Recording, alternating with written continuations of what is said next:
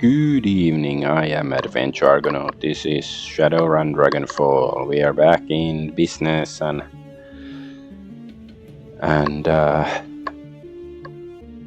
yeah, last time I killed Billy the Basilisk. It was Billy, right? Not Bobby or something similar. It started with a B, and now he's dead.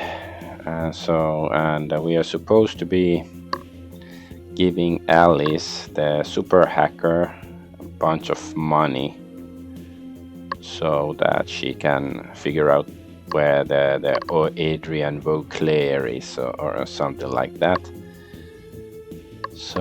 And we should have the money now, but have to check if there's like some loose ends or something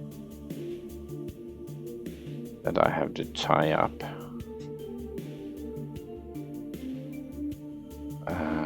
Yeah, I'm just tying up my stream loose ends. Is everything working? I guess so. Kick, Twitch, Rumble, Twitter, everything's functional. So let's just go here and there and play the game.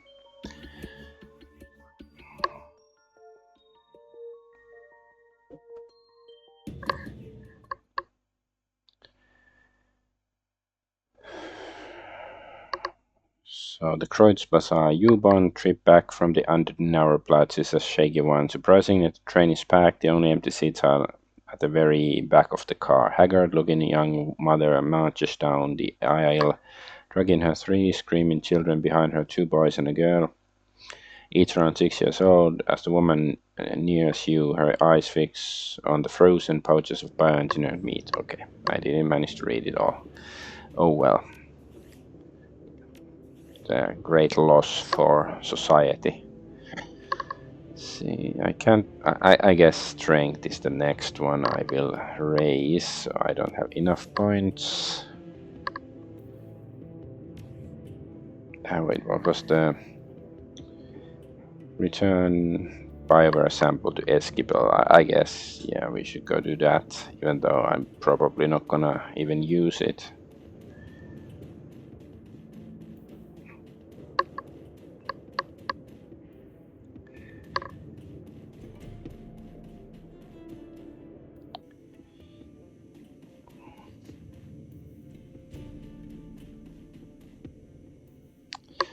Eskibel's expression brightens when he catches sight of you. You're back. Do you have my merchandise? BioWare samples. I do, in fact. It's right here. He greedily snatches the samples from your hands. So, you do. Yes, this is exactly I've been waiting for. Good work, Argonaut. The doctor turns away, rifling through the samples and inspecting their labels. He looks like a kid in a candy store. Aspera received nothing. Aspera agreement. There will be no monetary compensation for this run. But if you'll give me a moment, I will add the samples that you will recover to my inventory. He looks over the samples that you brought him and eagerly begins punching their serial numbers into his PDA. I think you'll be pleasantly surprised. Now, if you'll excuse me. Hang on, there are a few more details we need to discuss. Fine, let's make it quick, alright. I want to get this merchandise logged into inventory before it starts to thaw. The Shiavas Corporation had eyes on that building. I had to fight one of their retrieval teams. Oh, I can't say I'm surprised. They were instrumental in engineering my downfall back in Spain. The bastards brought all manner of drummed-up charges against me. The tabloid press had a field day. I wouldn't worry about Shiavas. They may have their files on me, but they won't take any direct action against Kreuzbazar. I have information on several of their executives that would be quite embarrassing if it ever came to light. One of the researchers survived. He's gone insane in there over the past couple of years. He refuses to leave, thinks that he is something called Night King. How tragic.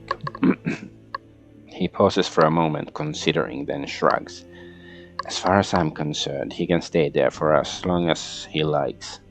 The lease is paid through 2061 and I don't need the building for anything.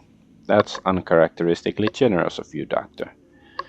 The money is already spent, Argonaut. I can't get a refund, and the cleanup costs on getting the building up and running would ruin me. So it's gonna sit idle, one way or another. Anyway, I already have what I need from the facility. If your little friend wants to play out his fantasies in there, he's more than welcome to. I wash my hands of it. Okay, that's all I needed. Get back to your inventory. So let's see, can we have a look? And we got this schematic auto injector bliss. I found the schematic and you make and install it. Interesting. These types of implanted injectors have become popular with some of the local gangs. Yes, I can install it, though I need a payment for the materials. Okay, let's see the cyberware. So what's the new stuff?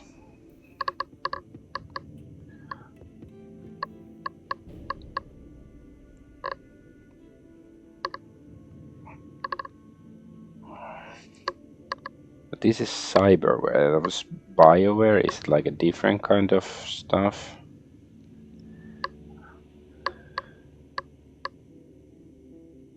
Maybe it's this stuff because the essence cost is so low.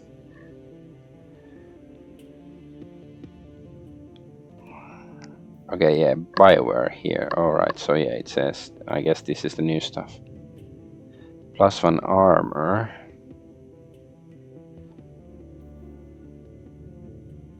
Boosting intelligence by 1. +1 dodge and quickness, pain, +1 willpower, -1 intelligence. Yeah. But this is essence cost 0, so might be okay for me actually. Do I need intelligence for anything?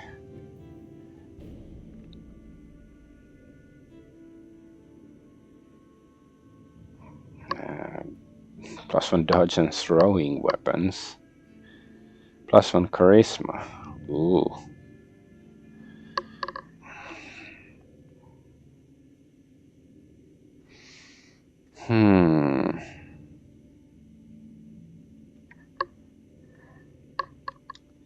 Maybe I'll get the pain editor. Sure. Cyberware causes essence loss. This affects magic rating of your character as magic is equal to essence rounded down. Magic is very important for spellcasters. Base number of spell slots available to the caster is equal to half their magic, rounded down. Therefore, losing essence can cause spell slots to be permanently lost. In addition, each magic lost increases spell cooldowns by +1. Casting a spell again while it's cooling causes drain damage to the caster. You cannot have less than 1 essence. But I'm not losing any essence, right? Let's see, okay, let's see if I bought this one. Huh? Okay, this one. See, now it would be essence 5. See, this shouldn't affect the essence or my magic or anything like that.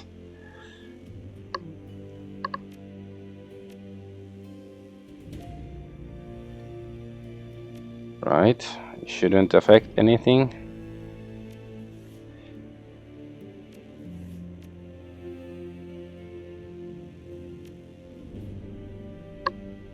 My willpower is 8 right now, damn it. Yeah, because I have +2 from like this plus and then from the coat we got.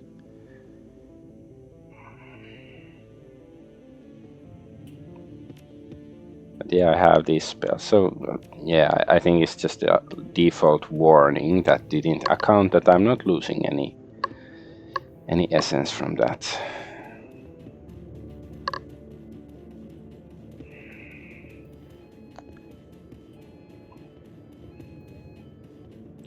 Let's talk to this guy. Like, can we get some money or something out of this center? I'd like to talk about the organization, donations. Okay, so no. Okay.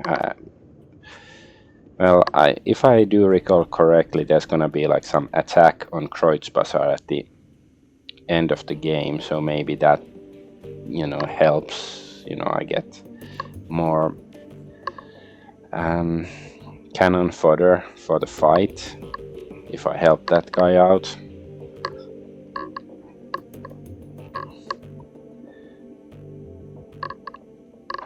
Blitz's eyes widen when he sees the drone you're carrying. He looks anxious. Oh, hey, Chief, how's it going? I found this drone in the hotel vault. Does it belong to you? Yeah, Chief, that's mine. I didn't want to say anything at the time since it was my idea to have you loot the vault in the first place. What was it doing there? It's my personal drone. Got to have something to hide behind when you're solo decking run. Luster took it from me when she seized the control of Schwarzenherzen. I'd be hoping to get it back ever since.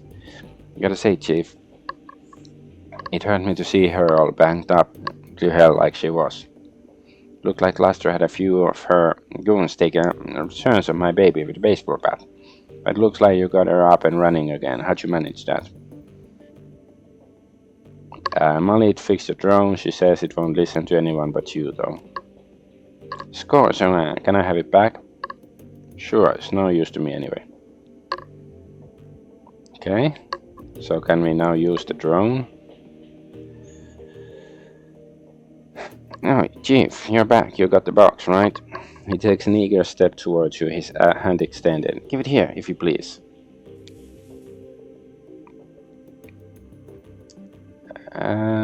Fine. I just wanna get over with. Here's your mystery box, Blitz. Enjoy. Alright, thanks, Chief. Blitz turns the box over and over in his hands, a huge grin on his face. Let's plug this puppy in and see what it does. The series of deft motions, Blitz popped the plastic cover and an unused expansion slot in his cyber deck and slides the mystery box home. A recessed LED light in the box goes from red to green. He boots up the deck, staring at the code that scrolls across its integrated display. Well, this is weird. Data hard-coded onto this thing is jam-packed with comlink software. It looks like it has protocols for all the major brands, sysadmin level tools too. There's something else. What do you see? Slowly a smile spreads across his face. This thing is like a master key for communication systems. With this box plugged into my deck, I could hack the comlink of just about anyone in the same room as me. He scoffs. Use your imagination, Chief. Just about every security goon in Berlin is fired to the comm system of some kind or another. If I can hijack those comms, then I can cause all sorts of confusion in the ranks on our runs. This is one hell of a toy. I can see why Grinder wanted it. Well, I can't wait to see what you can do with it. Yeah, Chief, he grins. Me neither. So is there anything else you wanted to talk about, or can I start playing around with this thing? The vault door, the one that you forgot to account for, was it really an accident? His mouth drops open. Of course it was, Chief. I'm shocked you'd even ask. But do you think I'd purposely strand you in a bank vault? I mean, what kind of asshole would I have to be to do that?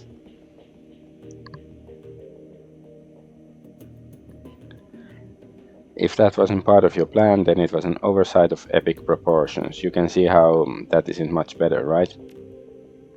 Oh, come on, Chief, like you never made a mistake. Look, you can lambaste me all you like. Aside from that one detail, the plan was perfect. I'm proud of my performance there. Alright, Blitz, I'm satisfied. Can we talk about something else? Sure, Chief, what did you want to talk about? What's going on, Blitz?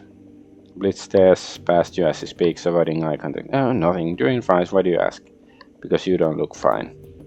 Do you care? If it has an impact on your job performance, you bet I do. Chief, please. I always operate at 100%, especially when I'm on a run. You still moping about those debts? No, boss. Course not. The debts don't mean anything to me. He hesitates for a moment, then plows forward. The girl that I racked them up for, though, she's a different story. I might be in some trouble, Chief. Alright, what kind of trouble? Well, when Emily left me, she disappeared with a bunch of my decking gear, right? I just did some housekeeping and discovered something. She also hacked my old cyber deck. She did a great job of covering her tracks, but I can see the signs. She lifted a file from me before she left. What kind of data are we talking about? No idea, Chief. Grabbed it on a lark when me and Emily were goofing around in Matrix. The file was encrypted all to hell. Could never get it to open. And it took the damnest thing because she told me not to. She said the security would be too tight that I'd get myself killed. But I walked in there, on in there, took it all the same. You should have seen me, Chief. It was a thing of beauty. I don't think I've ever seen as much of my A game as it was that day. Blitz, where did you take this data from?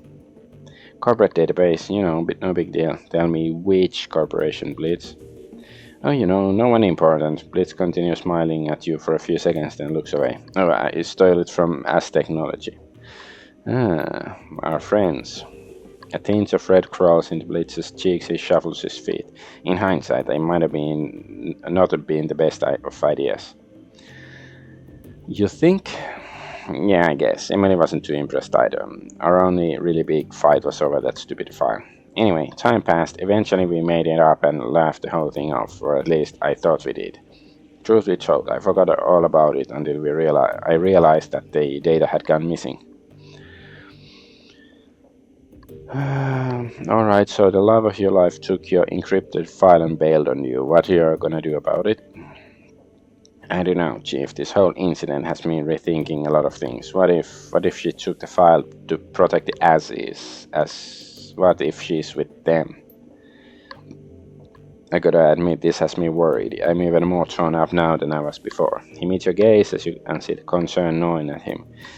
I don't know what to do, but I'm open to suggestions.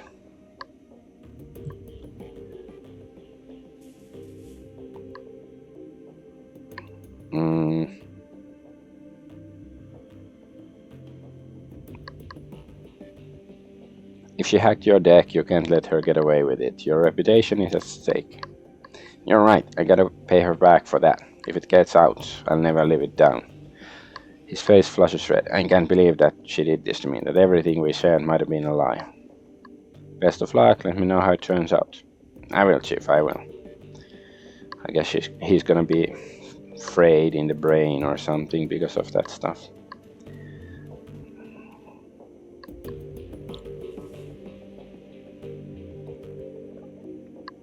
So yeah, there's Dante, Monica's old doggy, Pet the good boy, Dietrich.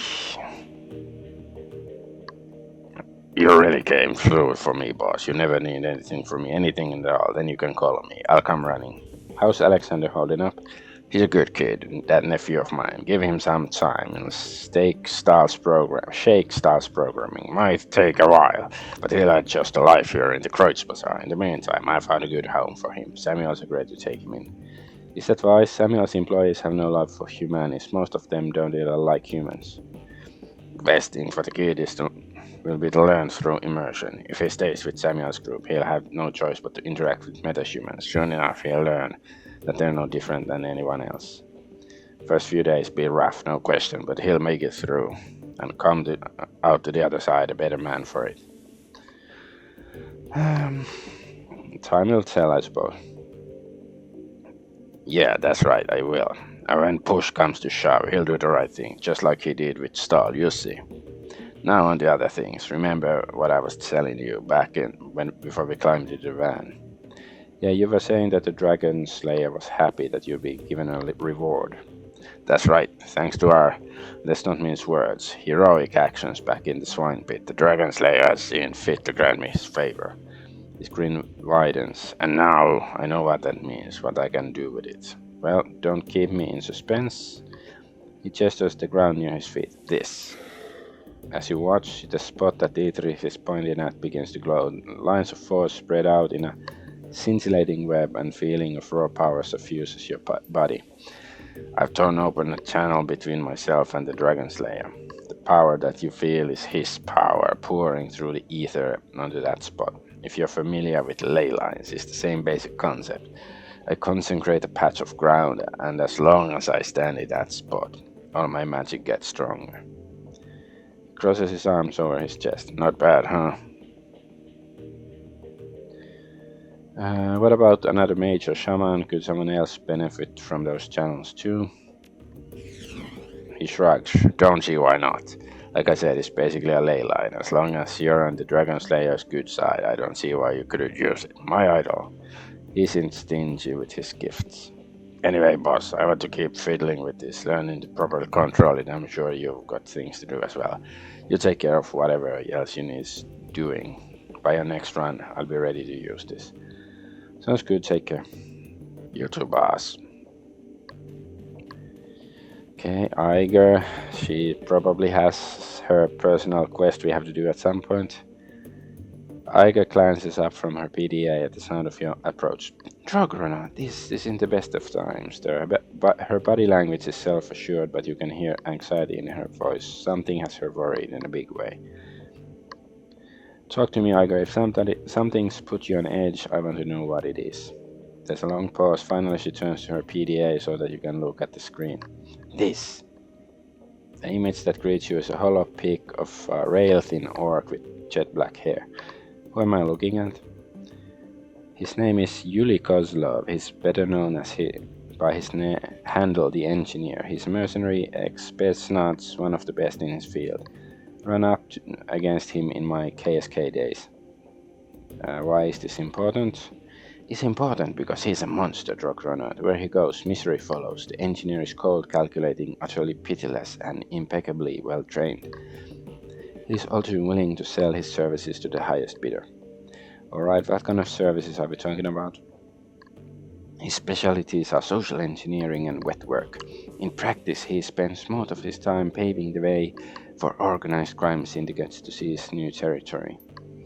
He sets up bribes, takes out key members of the opposition, and forges alliances with existing street gangs. All the groundwork that a syndicate needs.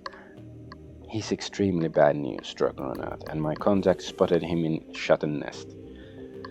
That's a little too close to Kreutz Bazaar for comfort. Exactly.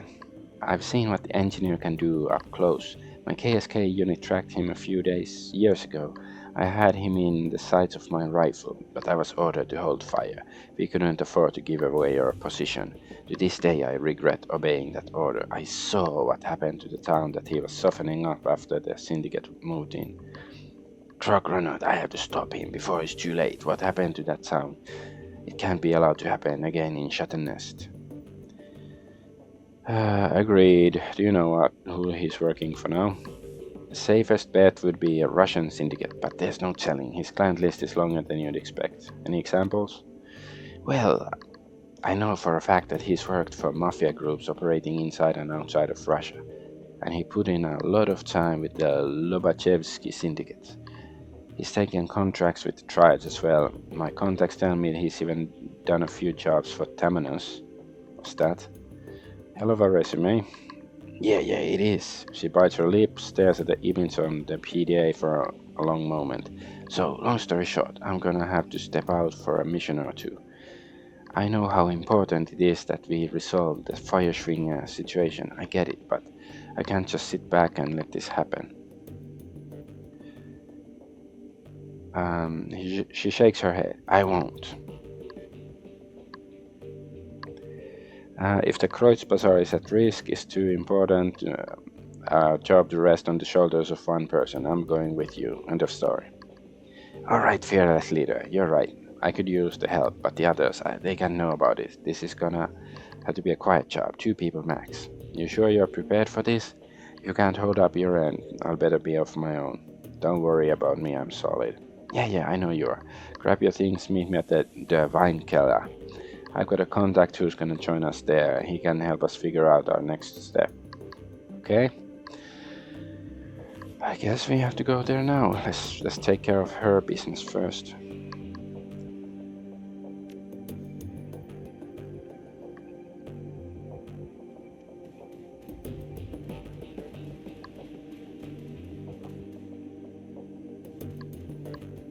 I guess I can check the computer later, like, if we got some pay data, doesn't really matter.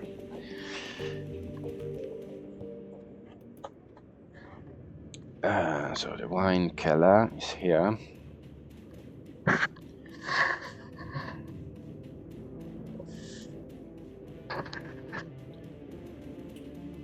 The wine keller.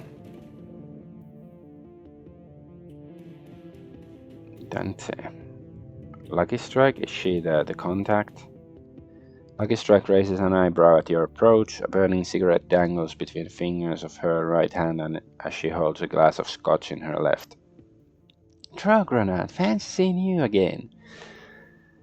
Uh, yeah, well, I was hoping you'd want to chat. Oh, she takes a drag of her cigarette. Well, color me intrigued. What do you want to talk about? Do you know anything about an organization called the Lodge? Dearest Group, you mean? She tips back of her glass and swallows. Sure, I've done a few jobs for them. They pay well. The whole ominous secret organization thing they try to keep going is a little weird, but whatever. Money is money, and they got it. What can you tell me about Duer? Best I can tell that he's just a middle-rung toady, like any other corporate suit that you deal with before a run. The only difference is that his organization isn't a corp. I think he's a little fresh-faced for what the lodge has him doing. In the beginning, there were some credibility issues. I had a hard time taking the guy seriously, but then he started having wads of new yen around, and that all cleared up in a flash. Afraid that I can't help you dig any deeper. He's an occasional client. She takes a sip of scotch and chases it with a long drag of her cigarette. Even if I knew more about you, I wouldn't tell you. Shadowrunners who kiss and tell have a funny way of dying young. I've been finding much work recently. Yeah, but the Kreuzbazaar is the best place to do it. There aren't a ton of jobs out there if you don't have a network. You don't have people in Kreuzbazaar? Nope, my crew is in meat. There are a lot of work out there if you can handle it, but life isn't as pleasant there as it is in Kreuzbazaar. She gestures with her cigarette, the tip glowing red in the gloom.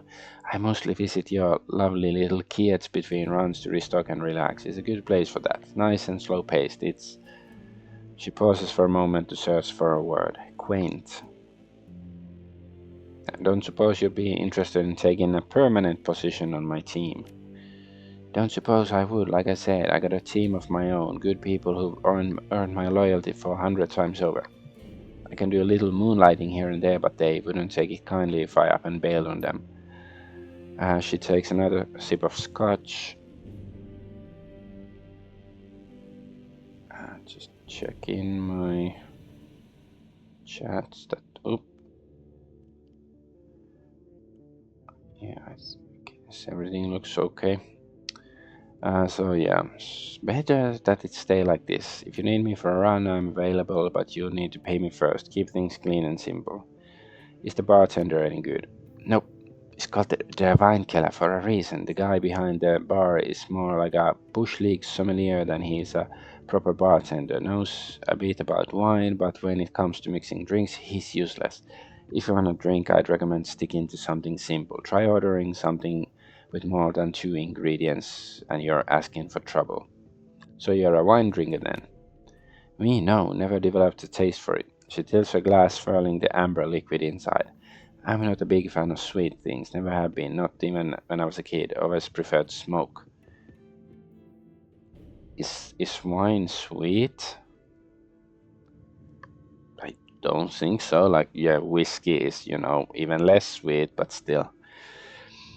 Uh, if you don't like wine, why hang out in a wine bar? Because it's usually empty here. I don't like to be bothered. As hopeless as the bartender is, it's tough to mess up a scotch if you order it neat. Now, do you have another question, or I gotta run? See you around. Okay, so she's not the contact that we're supposed to talk to. I here. All right, Bannick. Have we seen this guy before? This dwarf has a distinctly Eurasian appearance. He peers up at Iger through almond-shaped eyes. The rest of his broad face is dominated by strong Slavic features. He nods to himself and puts down his mug of soy calf. On the edge of the table, a plate of day-old pie cools in a haze of cigarette smoke. Oi, Iger, been a long time. He taps a thumb on the rim of his coffee cup. Keeping busy? You could say that, Trogonaut. This is Bannick, he's a friend. The dwarf scoffs. Don't know if I'd go that far. Nothing personal, you understand. If I were to start keeping friends, I might call you one. But in my experience, friendship and obligation go hand in hand. Solitary life is cleaner. She smiles. Professional acquaintance then. Dwarf nods. Better. Now let's get down to business, shall we? Let's. We need intel on the engineer, where he's staying, who he's working for, how long he's been in Shuttle Nest, whatever you got, we want it. He spears a hunk of pie with his fork, crams it into his mouth, and starts to chew. A moment later, he shrugs. I've had worse, of course. I'll give you what I can, but I don't know how much. I can point you in the right direction, that's all. Just tell me what you can, we'll handle the heavy lifting. Dwarf nods, then fumbles in his jacket pocket for something. A moment later, he produces a weathered paper map and spreads it on the table. All right, what you're looking at is in the northwest quadrant of Shadow Nest. This is gang territory, all of it. These days, the whole Kietz is being held by Rambok. I think I've heard the name. It's been mentioned somewhere, or did we actually meet them? Well, I guess we'll see. Okay. I had a run-in with Rambok before. We can handle them. Wouldn't be so sure about that if I were you. The guy that filled the power vacuum when their last leader beat it is a real piece of work. But hey, maybe you're right. I hope so, for your sake. He stabs a meaty finger down on the faded silhouette of a building. This warehouse right here is Rambok HQ, and that's where the engineer is staying. Wonderful. Igo exhales heavily. If he's staying there, he must be arranging some sort of deal with them. That'd be a safe bet, and they haven't pulled their guns on him yet, so it's fair to assume that negotiations are going well. I'm sure that I don't have to tell you this, but the last thing we need is an alliance between some foreign syndicate and Rambok. No good could come of that. I can't argue with that. Now, I can't tell you who the engineer is working for. You'll have to ask him about that yourself. But what I can do is make it easier for you to have a sit down with him. Panic reaches under the table, brings up a canvas bag. He places it in front of you, pushes it forward. Don't open that in here. There are people in this room who would kill for what's in that bag. You're gonna tell us what it is, or do we have to guess? He lowers his voice to a soft whisper. You have to lean in to hear him clearly. What you're gonna find in there is a gadget about the size of a water pistol. It has rubberized grip and hair trigger, and it's good for one shot. Is it a stun gun? No. He pauses for a moment, playing with his fork. Well, not really. For your purposes, you might as well think of it as one, though. So it is a stun gun. The object in question is Cyberware Deactivator. I had it shipped here at a great personal expense from a Supermax prison in UCAS. He traces a twirl in the air with the fork. The warden owed me a favor. Iger whistles appreciatively. Very nice, Panic. That shouldn't make it this easy. Not easy. Possible. I wouldn't be giving it to you if the job could be done without it. The engineer is rocking a Delta-grade move-by-fire system. Unless you can shut it down, there's no way in hell you're gonna catch him. And if we do shut it down, he'll be forced into a state of permanent seizure. He shrugs. Only until he gets the thing up and running again. Deactivated isn't the same thing as broken. Broken. The dwarf shovels another heaping forkful of pie into his mouth, chews thoughtfully. Makes me think of Twin Peaks and David Lynch. Until then, his life will be a living hell, but I can think of worse things to use as bargaining chip. Remember, you need to know who he works for. The more you can take out of him from his comfort zone, the better. Sounds like we have a plan. Argonaut sounds that way. Thanks, Panic. We'll let you know how things work out. Okay. I guess we can put it here. Don't bother. I'll be watching. So, is it in my inventory now? Yes. All right. So let's get back to Shuttle Nest.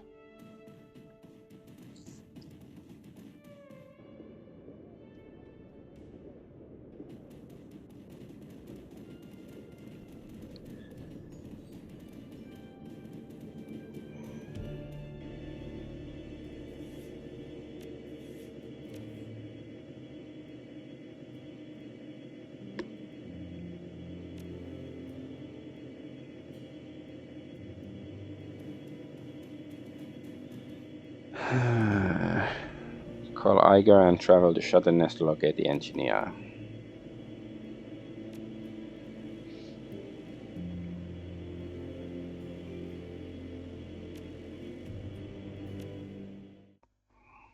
Alright. The engineer Shuttle Nest, the kids next door to the Kreuzbahn, an object lesson in anarchy gone wrong. Violent gangs rule the streets here, trading territory to the roar of gunfire. The streets are a war zone. As dangerous as Shuttle-Nest already is, it could be worse. The gangs are vicious but disorganized. They pose little risk to their neighbors, with little more than a makeshift barricade and a few volunteers.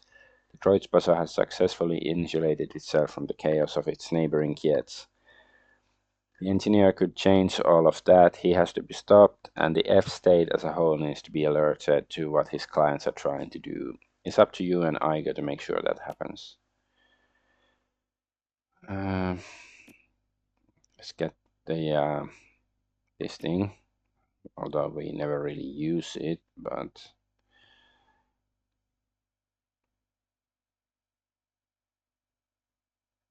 yeah, she can get that. Yeah.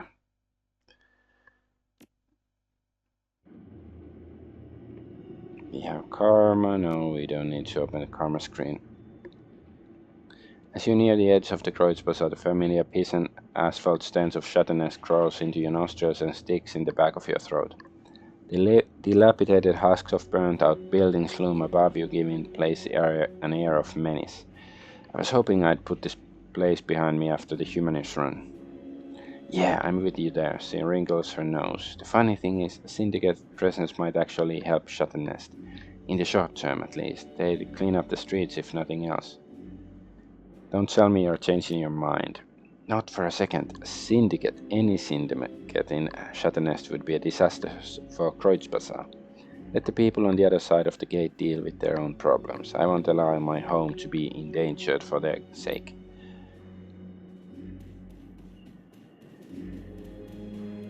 I guess we have to talk to this guy. Gatekeeper.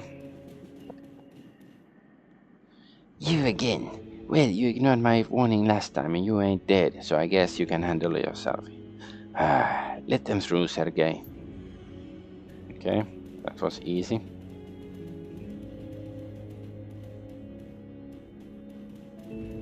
Is there anything cool here? Was there like some coffee saleswoman here? Rambo gang ahead, maybe there's a way around. Okay, so that's the Rambo stuff. Can we go to the... Yeah, let's go this way then first, like if there's something... See, there was loot. I missed. Drugs that I'm never gonna use. I don't know, maybe we could sell it somewhere, but I don't really need to sell stuff at this point either. Cardboard box.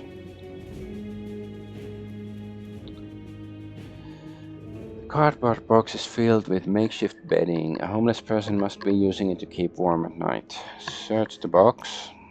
You'll find a basic uncertified grade stick underneath the pillow. Take it. 57 new yen. I wonder whether like the game recognizes that if we leave it there, the homeless person is probably being, you know, accidentally left behind. So it's not like we're stealing from the homeless person, because it would be dumb to leave it behind. It's not like a crate stick is gonna be big and heavy that the homeless person couldn't have it in his pocket all the time. See, I'm not stealing from homeless people, you are.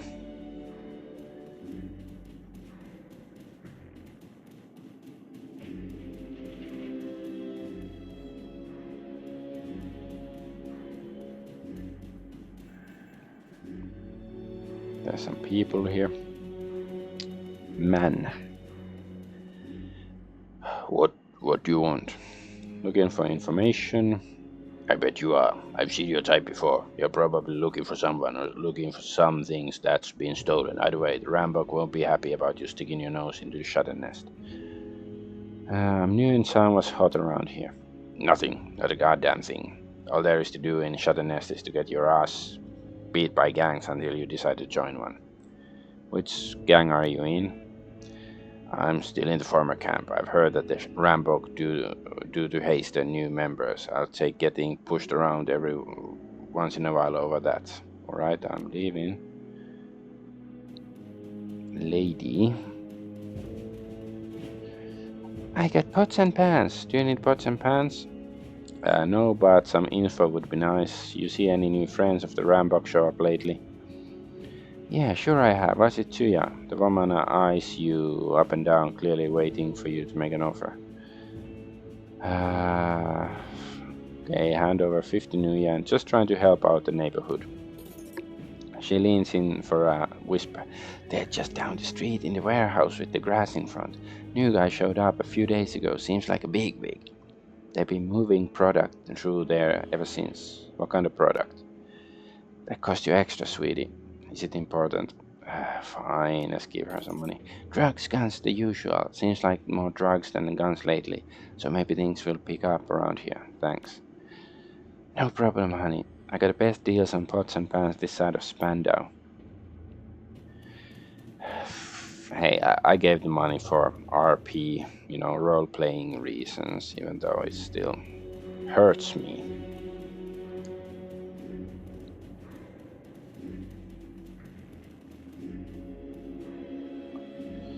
A warehouse door is windowless, a slab of reinforced dense blast. Keypad entry system sits to one side. Any ideas, Iger?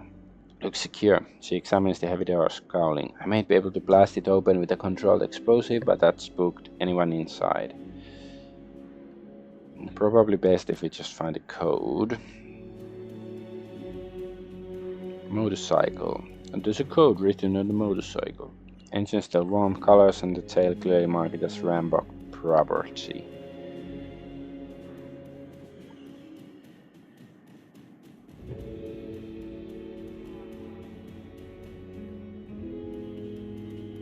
Let's see.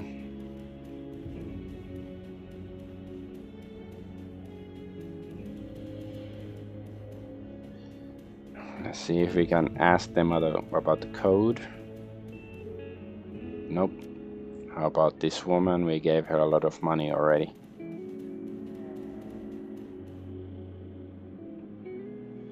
The warehouse you told me about is locked up with the key code panel. Do you know anything about that? Sure, I could help you out there for a price. I'm gonna make your life very painful if you don't tell me the code now. A look of terror washes over the woman's face and she clutches her chest with her right hand.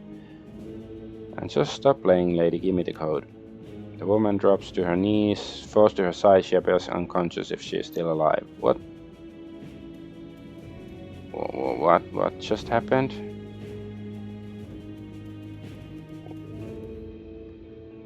Is there like some, I don't know, like a chip in her head preventing her from selling out or telling us the code or something? Best not get too close to those guys. Okay, so maybe it will trigger a fight.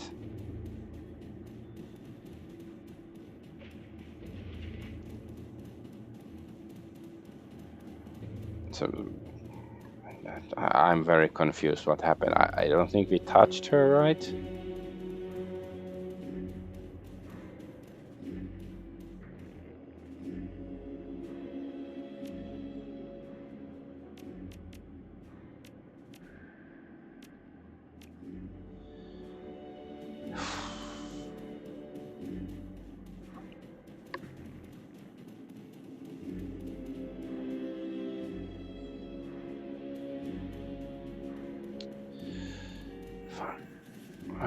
Let's reload and see, like, if we don't be mean to her, if it's gonna make a difference or something.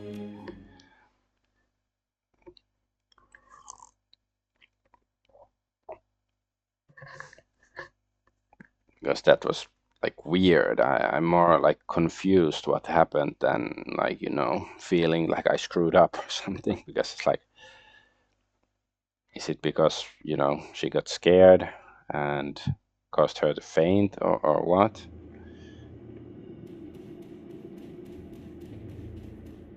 Did I get the box? I'm pretty sure I got the box, but hey, at least we know how to run. Yeah, okay, I get the box.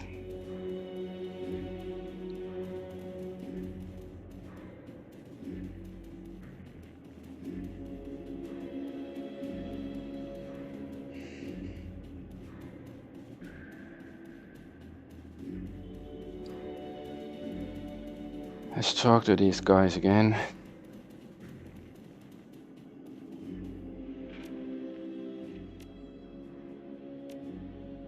Okay, and then give her the money.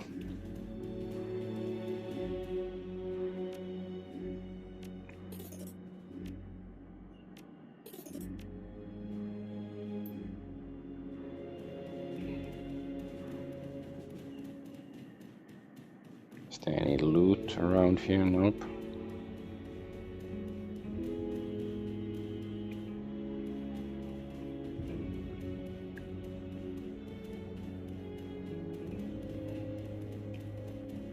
Let's go check out the motorcycle first.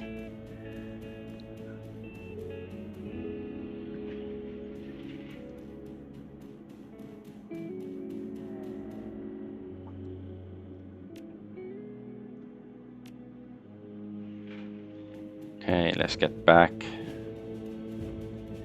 Try a different approach with the woman.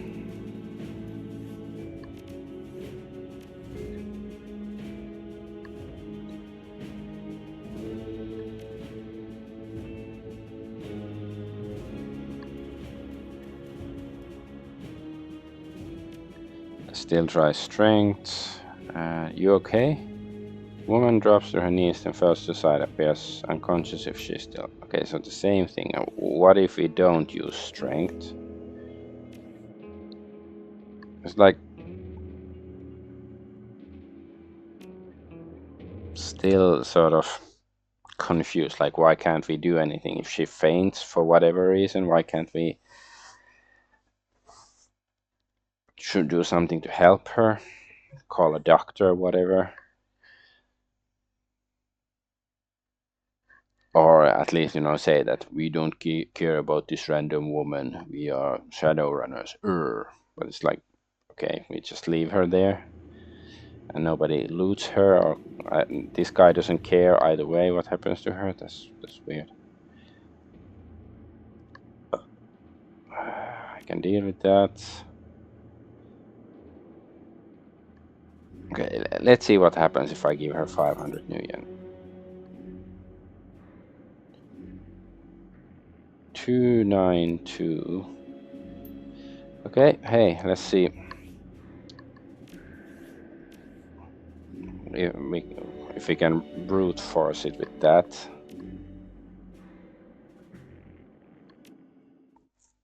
Like if it's, because we know the code almost. 292, 292.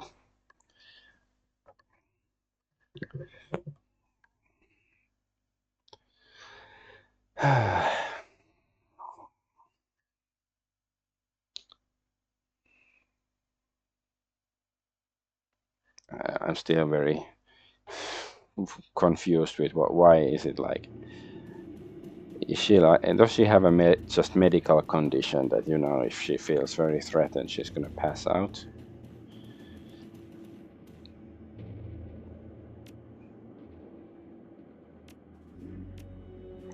Two 2921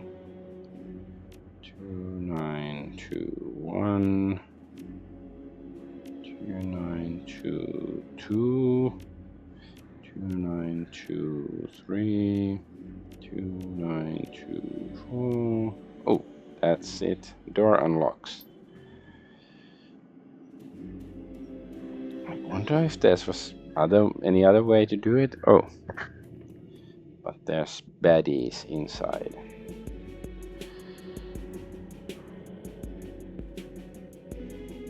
Oh, and there's guys inside there.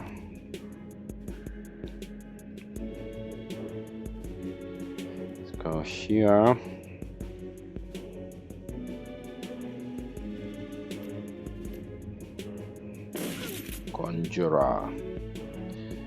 Conjure this. Okay, we can't do that.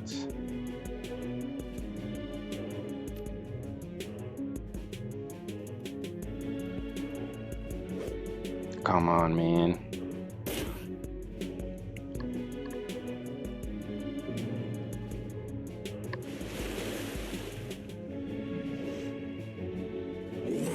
Ouch.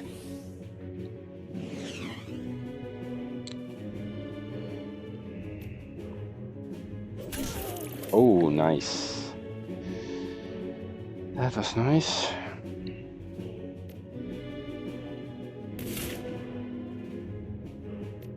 Boom, headshot. Wait, what? Okay, hit chance for. Damn it. Oh, okay, these guys are escaping. Oh, okay, coming from this way.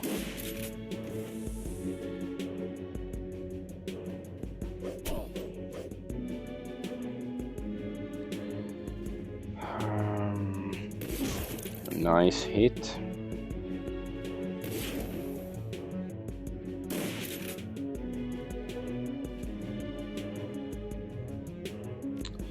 I guess let's get to the other side of this stuff.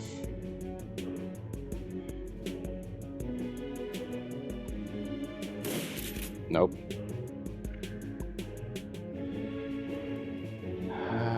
Let's use this. I use maybe stride, so we have better movement. Okay, nice.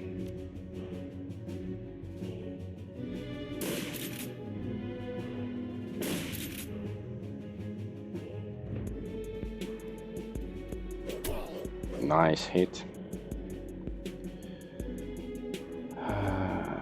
Okay.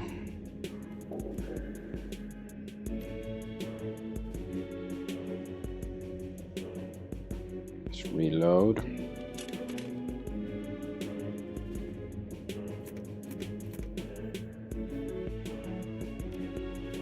Yeah, it doesn't look like they're coming right now.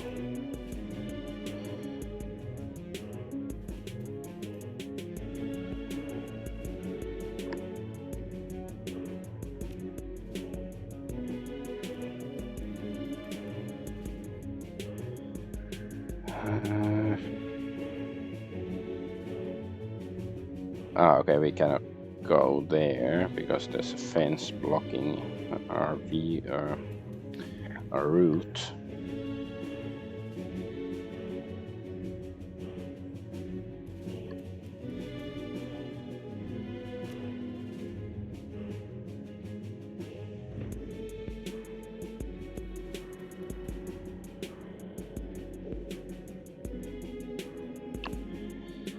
Nope. Okay, fine. Let's use stride again.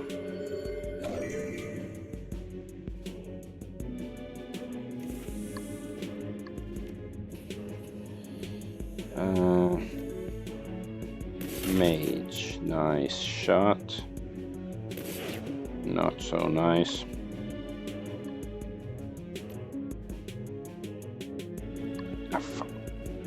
Okay, nice. We hit. I thought it was a misclick or something, but nope. This guy is, I guess, waiting for us to open the door.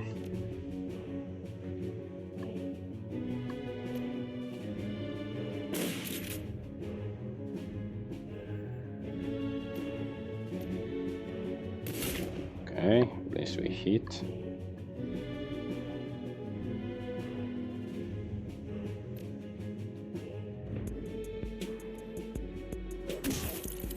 Nice. Very nice.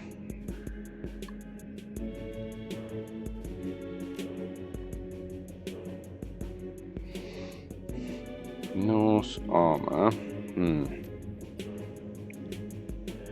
What's this? What does this do? Oh, okay. Steady shot increases accuracy. Fine. Okay, that was bad. Ooh, splat, splat. Harry splatter organs.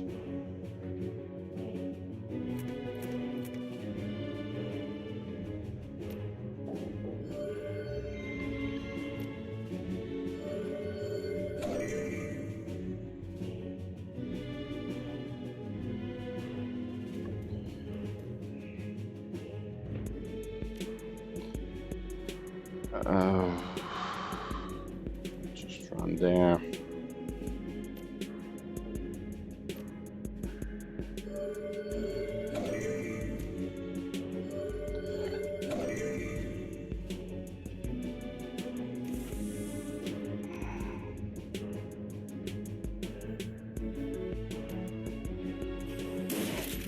Nice.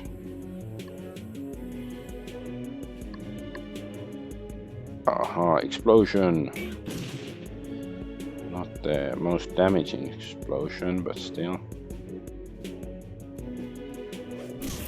Sputum.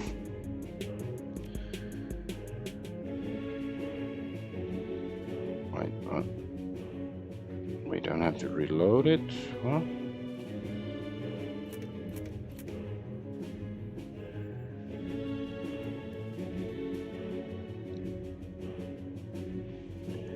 Let's go have a look that there's no, loot or some switch or whatever here. How about this room? Nope. Okay, I guess we just have to go to the transition place.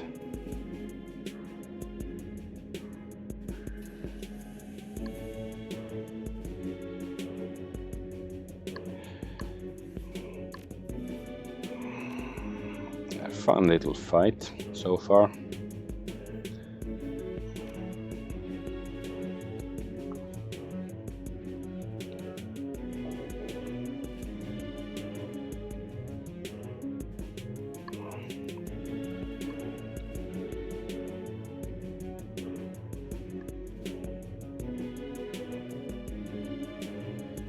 Okay. Doesn't even ask if you want to go. Is that the guy? Do not let the engineer escape, but he must survive. So I guess I have to use the stun gun.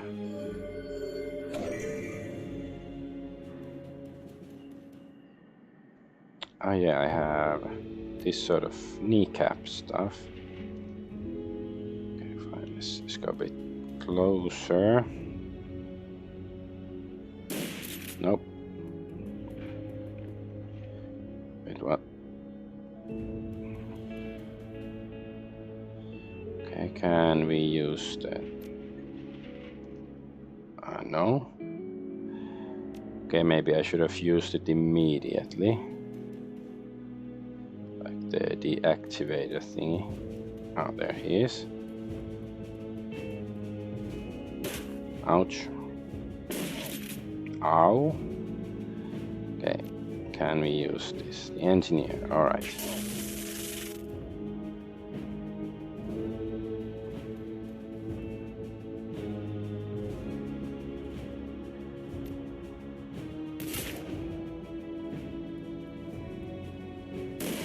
Ow.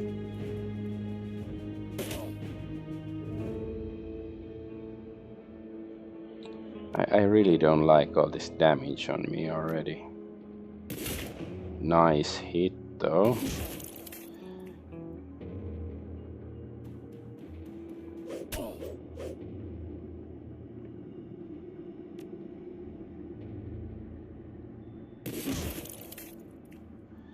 Alright, help me drag this guy back to the warehouse. We're gonna find out what he knows.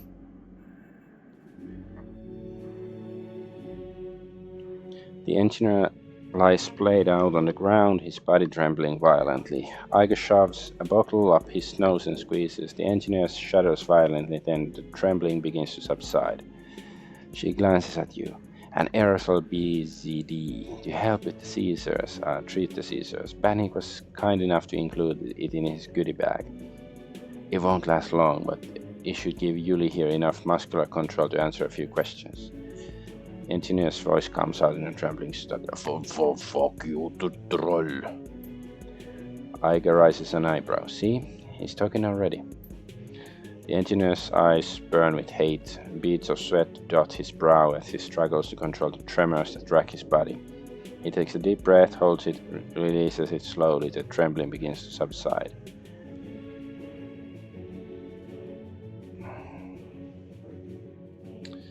We got some, I don't know, this. Feeling better, Yuli? Ready to chat? Slowly the orc's eyes shift from Iger to you. I don't troll, bitch. We have history, but you are a stranger to me. Are you sure that you had the stomach for this stranger? Not many do.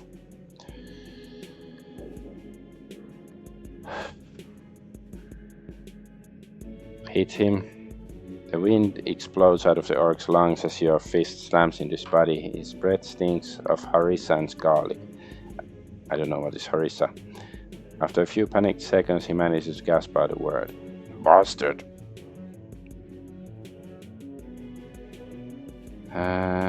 Language hit him again. You slam your fist on the bridge of the engineer's nose. His head whips back, then forward again. Blood streams from his nostrils, from his shape. You'd guess that it's broken in at least 3 places. You hit hard, Drog. Good for you. His voice sounds stronger now. The stutter that marred his speech is almost completely faded away. You got muscle. I respect that. Free piece of advice from me to you. Kill me here and do it now. Do it quick. He fixes his gaze on you. Because if I ever get out of the floor, your muscles will not save you or your sea troll friend.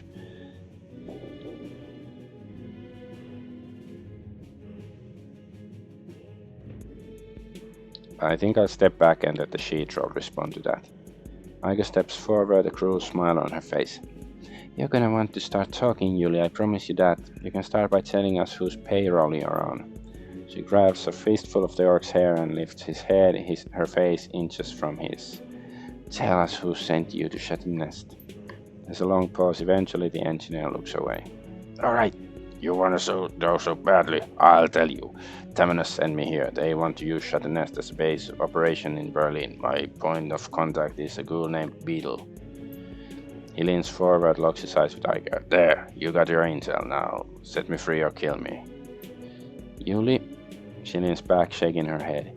You wouldn't roll over on an employer this easily. Your rep tells me that much. He raises an eyebrow in a look of mock astonishment. No?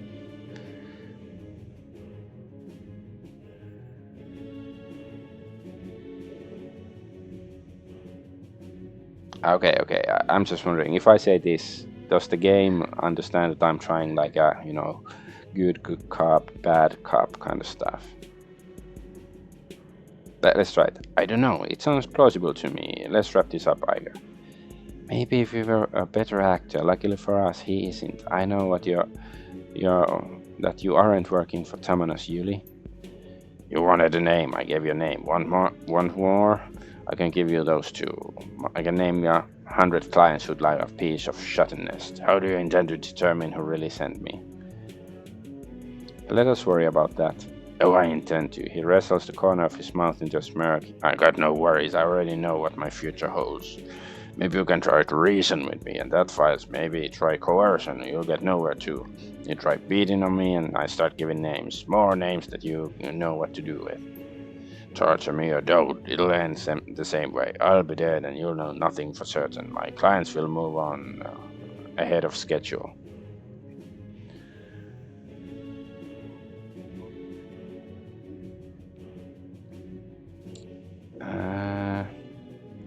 Help us out then. If you're already dead, why care about being a snitch? He snorts. I won't give you your sheet or the satisfaction. She wants it, that's why she won't get it. Iger's hands bunch into face. She's still smiling, but you can feel the heat of the hatred behind her eyes. If you don't start telling me what I want to hear in the next 30 seconds, this is gonna get messy.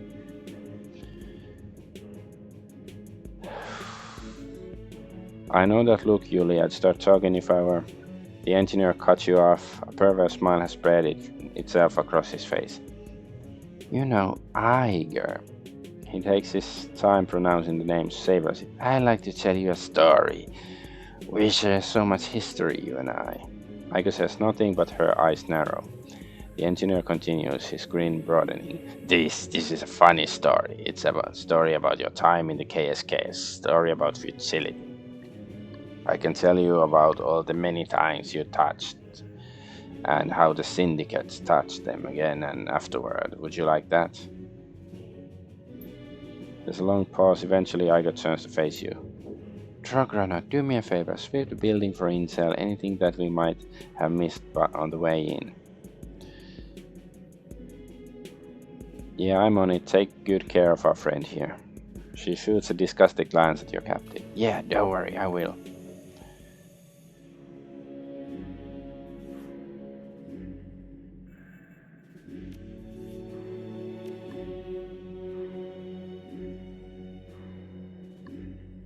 Alright.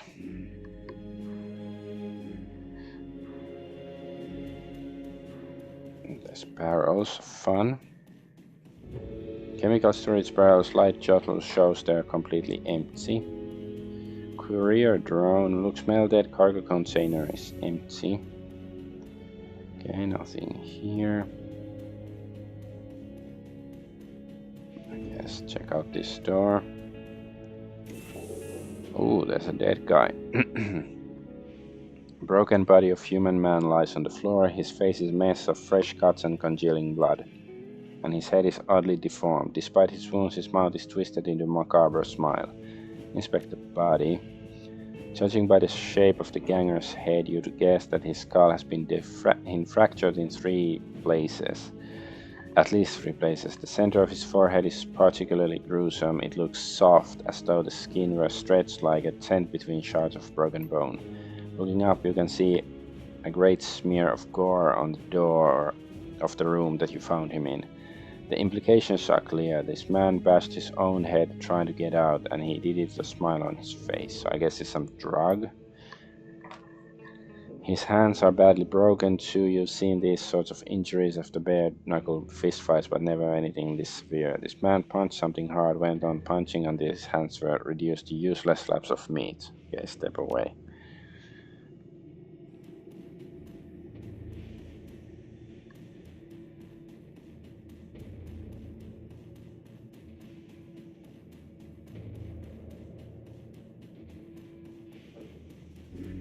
What's this? There's a small ledger lying on a crate. Cover is cheap leatherette, and the paper is tissued in newsprint. Leaf through the pages. The pages are filled to overflowing with handwritten text. You don't recognize the language, but judging by the accent marks, you'd guess it's a Scandinavian tongue. You mean like and Okay. While you can't read it, the arrangement of the text tells you that the ledger is primarily being used as an address book. By Scandinavian, like this guy presumably knows German, so if it's like Swedish or Norwegian, it's not that different. So it has to be Finnish, right? Anyway, pocket the book and move on. Forklift. I know how to operate a forklift. Forklift tires are flat, looks like it hasn't been used in years. Okay, it's just this symbol here, like a Thor's hammer or something.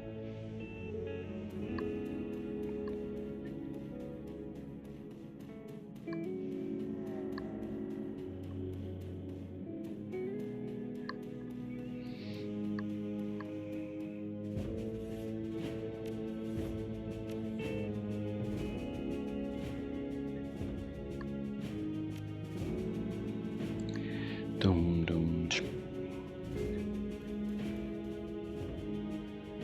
Standing teabagging him. As you approach, you can see the engineer's chest is sheeted with blood. Most of it seems to be streaming from his nose, which has been crushed into a vat of bloody meat. Igo turns to face you, her punched fists are dripping red. Find anything? She speaks to you through clenched teeth. Her voice sounds strained and her cheeks are flushed. Uh, what the hell is this Iger? This fearless leader is justice. She rubs the backs of her hand on a rag. If you need half of this, what this bastard has done, if you'd heard the things he has just told me, you'd do the same. Maybe so, but you're on the edge. I need you calm. Beating on him isn't helping. She pauses and turns away. Just tell me what you found. Yes, please. The engineer's voice is thick and wet. He smiles through a set of gore-streaked teeth. Enlighten us. I found a sledge. I don't recognize the language, but it looks Scandinavian. Iga leaves through the journal, quickly flipping the Soikaf-stained pages. Norwegian, maybe? I'm thinking that this is written in Bokmal. She frowns. I can't read it, but it looks like a shipping manifest.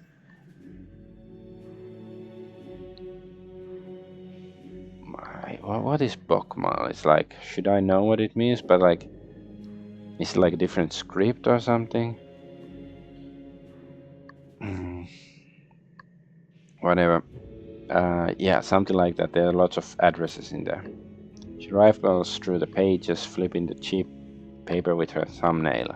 Looks like addresses all the way through. Some are annotated, but I can't see any names. 2/3 of the way down the book, she stops short. Find something interesting? Wordlessly, she turns the journal around. At the top of the page, written in different hand, is a single word. It's written in English, but you can understand it all the same. Wednesday. She nods. Yeah, not particularly helpful without a full date, but I guess it's not something. Of course, Wednesday might not refer to a day of the week at all. It could be code for something. Taken out of context like this is impossible to say. Or maybe it's, the chick from Adam's family. So, what do you make of this? This should be good. Igor ignores him. Her gaze remains fixed on the book. Might be nothing, or could mean that he's back in bed with the Lobachevsky syndicate. The engineer holds his silence.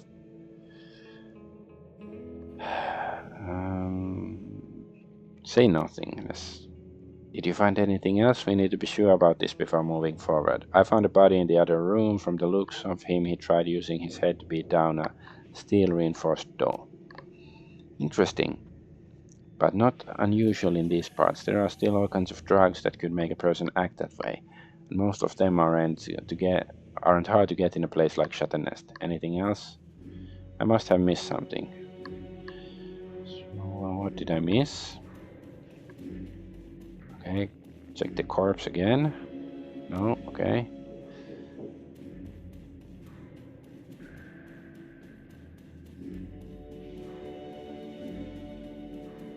Wait, is this another courier drone?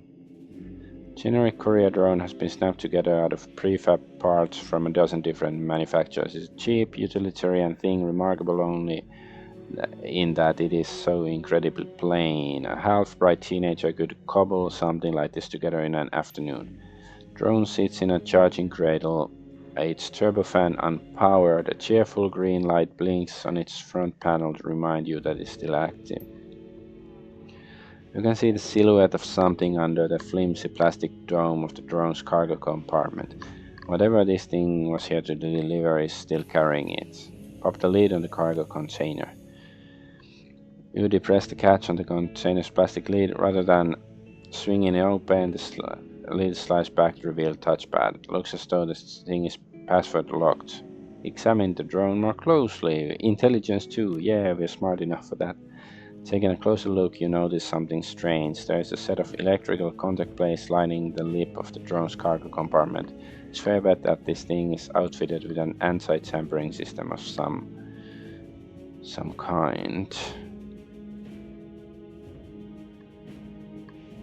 Okay, so we have to find the password.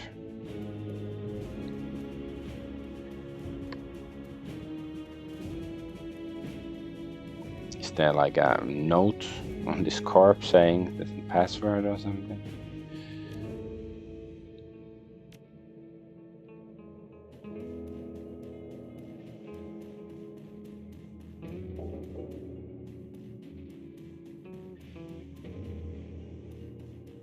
Or the church. Oh, no, it's Wednesday. Of course. Yeah, I was thinking like, wait, the journal, what did it say? And it's like, has to be Wednesday, right?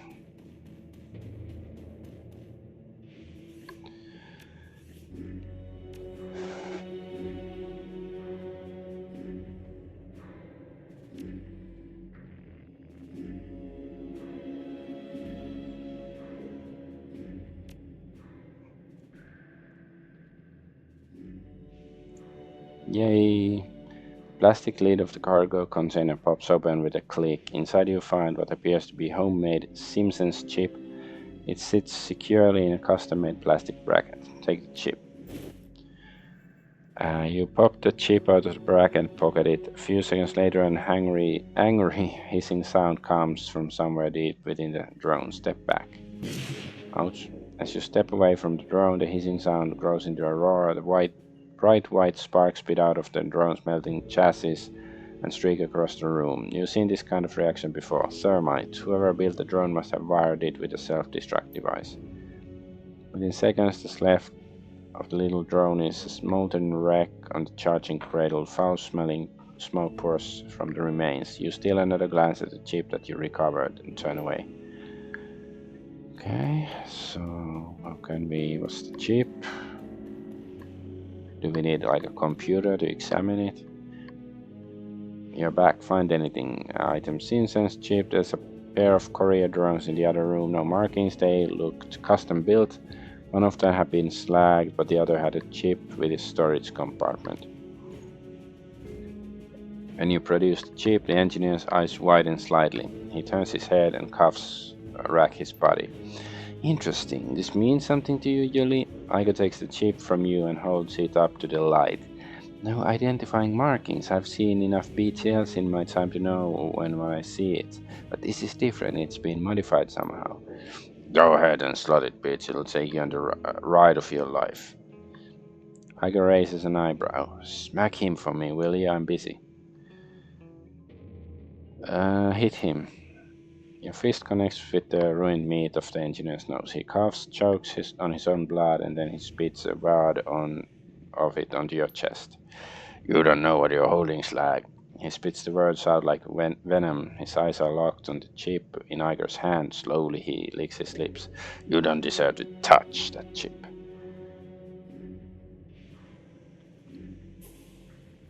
I thought that this guy was professional. He is. I know his rep. I know that he is much too careful to get himself addicted to Sims. He glances at the engineer. His eyes are locked on the chip. If these things have him hooked so badly, they must be even more addictive than standard BTLs. Okay, so that's a frightening thought. You're telling me the last thing we need is more sim junkies on our streets. She turns to face the engineer. You got anything to add to that, Yuli? You have no idea how wrong you are about all of this. He struggles to rise from the floor, but his muscles refuse to cooperate. Finally, he gives up with a scowl. If I could move my arms, I'd take that chip from you and show you what it does. I have such sights to show you. I'm sure you would. She glances over her shoulder at you. Good find, Argonaut. We struck a nerve. Any other thoughts? Well, actually, I think I might know where the other chip went. Remember the body I found in the other room? Yeah, good thought. Go check it out, but be quick. I don't know how long it'll be before we have company here. I'm on it. I guess that means we're gonna have company very soon. I think I'm still fairly damaged.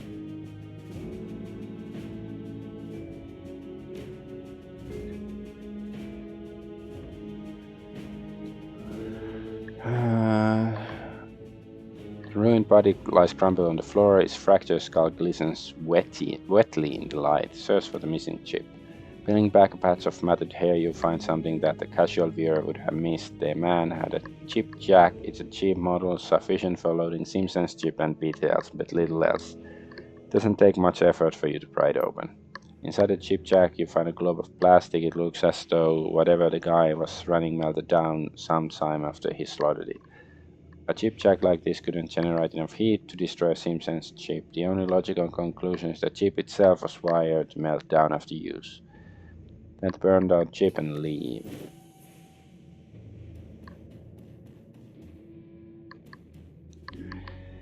The engineer's eyes remain locked on the chip. His face has gone pallid white. His shirt is drenched with sweat. His eyes bulge. His breathing is heavy. It's like this makes me think of Reservoir Dogs. You know, Tarantino's first movie. Tiger glances up from your manic captive and looks you in the eye. Find what you were looking for? Yeah, the melted Simpsons chip. Yeah, I pried his chip jaco and found a blob of melted plastic inside. It was still warm to the touch. Igor examines the remnants of the chip in your fingers. I've heard of things like this before. Single-use SIMs designed to self-destruct after they are slotted. It keeps the customers from reusing the BTL over and over and again. Sounds like Monsanto Terminator seeds. I'd say you found our missing chip. Uh, this isn't BTL. BTLs don't make you cave your own skull in. The engineer lets out a chuckle. It's a hoarse barking sound. You don't know a damn thing.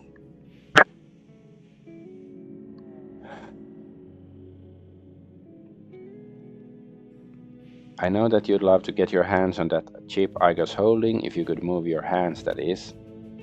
Hatred burns the engineer's stare. He struggles to rise from the floor, but after a few seconds of ineffectual thrashing, he gives up. You really want this thing, don't you? She waves the chip in front of his eyes. This is chunky behavior. Whatever this thing is, you're hooked on it. He snarls up at Iger, his face screwed into a look of pure hatred. The chip is everything. Everything is worth dying for. I was ignorant once, like you, but then my eyes were opened and I saw the chip, slot one, and you become a god. Iger stares at him, her expression flat. The engineer sneers. I too was a skeptic. Then the wolf caught me, and the raven opened my eyes, and now at least I can see. I heard a door open. Suddenly he lurches forward. Every muscle of his body goes tight, and the cords stand out on his neck. Give me the chip. It was promised to me. I need it. Tell you who you're working for, and it's all yours. The engineer spits out a mouthful of blood. It hits the tile floor with a sickening splat. He grinds his teeth and snarls out a single word. Winter night. If we must die, die in winter. There's a moment of silence. Finally, Iger speaks. Never heard of them. Of course you haven't, bitch. If you had, you'd already be dead. They don't have leave loose ends. His body begins to tremble. It looks like drugs are wearing off. They have money, she troll. My money and influence enough to put the syndicates to shame. Even I cannot say how much, but I do know that I've been seen just the tip of the spear.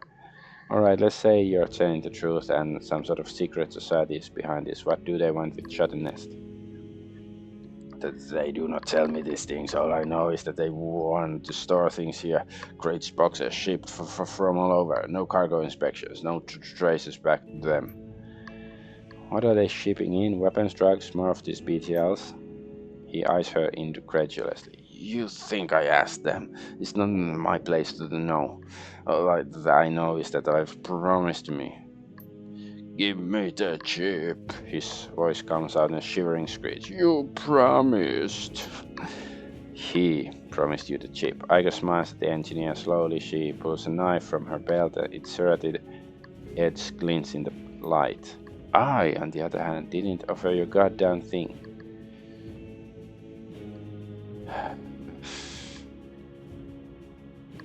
I don't think it's a good idea to give him the chip simply because, like, I'm curious, but it might give him like super strength or something, and he has all that cyberware.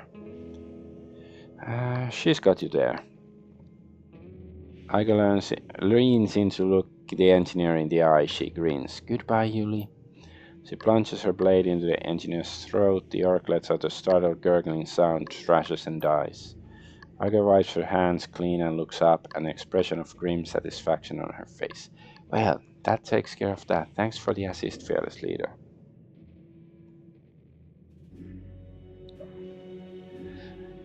No problem, but we aren't done yet. We still have wind tonight to deal with. Can't do it, fearless leader. But your suggesting is beyond the scope of our capabilities. I don't have any contacts in Norway. We wouldn't even know where to begin looking for wind tonight. And if we found them, what then? The two of us aren't going to stop an international conspiracy on our own. We are good, but we are not that good. Well, we have a few more friends.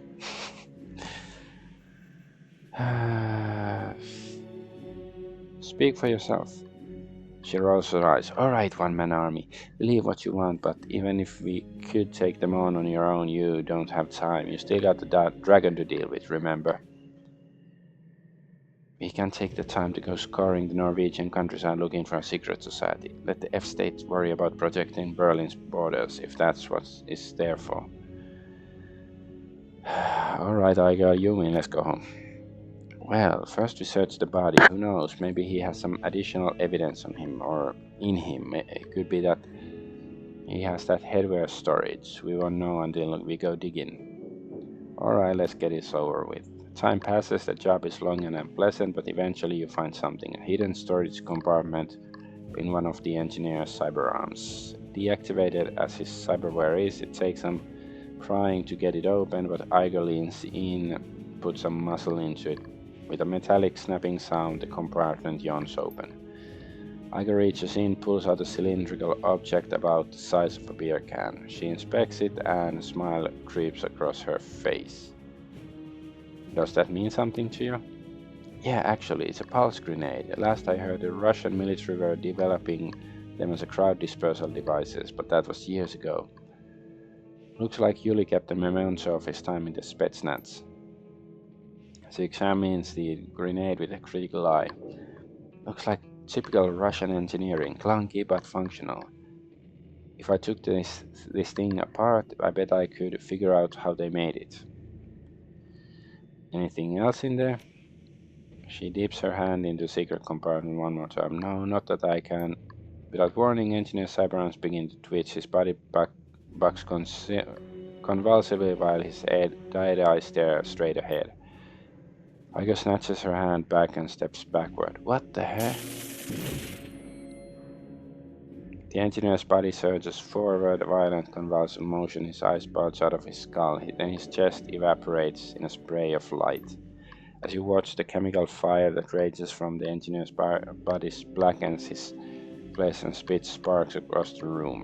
It's the same reaction you saw when the drone went up. Thermite reaction. His employers, Winternight, they must have implanted that thing in him. Yeah, must have. I'm willing to bet that if we hadn't used the cyberware deactivator on him, he'd gone up before he had the chance to spill any names. If you're looking for further proof, I think that this was it. Yeah, looks that way. Let's go. People need to know about this. Okay. And so we got some new fancy kind of grenade. Let's just double check there's nothing. I guess there's nothing here.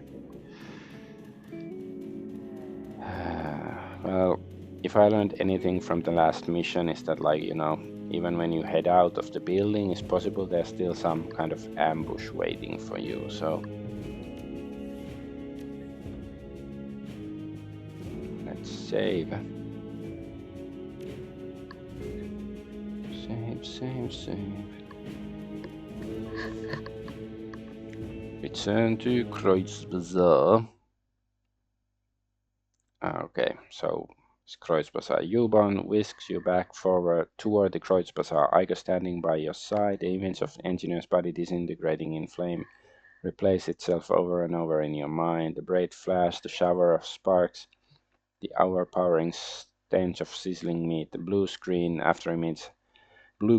after image hangs suspended in the center of your field of vision, and it refuses to be blinked away. From what I got told you, the engineer was a menace, an international criminal at the top of his game, and as you watched, he was consumed from within by a device that marked him as disposable. The rattle of your U-Bahn car coming to a halt shakes you from your reverie. You are home.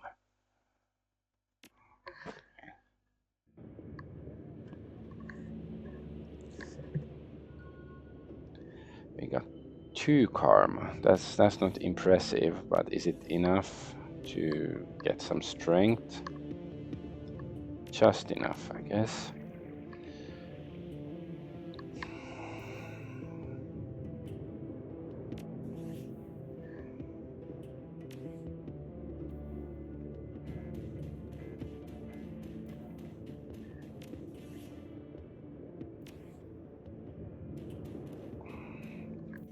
I guess we sort of automatically told everybody about that stuff. At the sound of your approach, Blitz stubs out his cigarette. He gives you a curt nod. Right now, I offer you a smoke, but that was my last one. How'd the whole Emily situation work out? Turn up anything new? Well, yeah, well, sort of. It's mostly speculation, truth be told. What's the deal? Is she working with the Aussies or what? No, I don't think so, but I do have a new lead. After our talk, I went wading into the as technology matrix hubs that I could find. Nothing too deep, don't worry. I didn't want to set any alarm bells, but I had a hunch that if I poked around long enough, I'd find something that might lead me to Emily. And sure enough, I did. A message from the genuine article herself. She messaged you? Sure enough, she sent me a note. Wanna hear what it says? Presses forward without waiting a response. I'll tell you, the note said, and I quote, Lay off, please. I told you to leave me alone. You've shown admirable self-control over the past year. Please don't give up on it now. I'll be back when I can, if I can, until they'll keep away from me for both of our sakes. So I found her, and she wants nothing to do with me. Again, no explanations, no apologies, just a verbal pat on the head. I've shown admirable self-control. Really, she makes it sound like I'm a toddler or something. So did you lay off, like the message said? Hell no, I wasn't gonna stand for that. Where does she get off stealing from me and then acting like it was my fault? I tried to trace the message, like any good Decker would.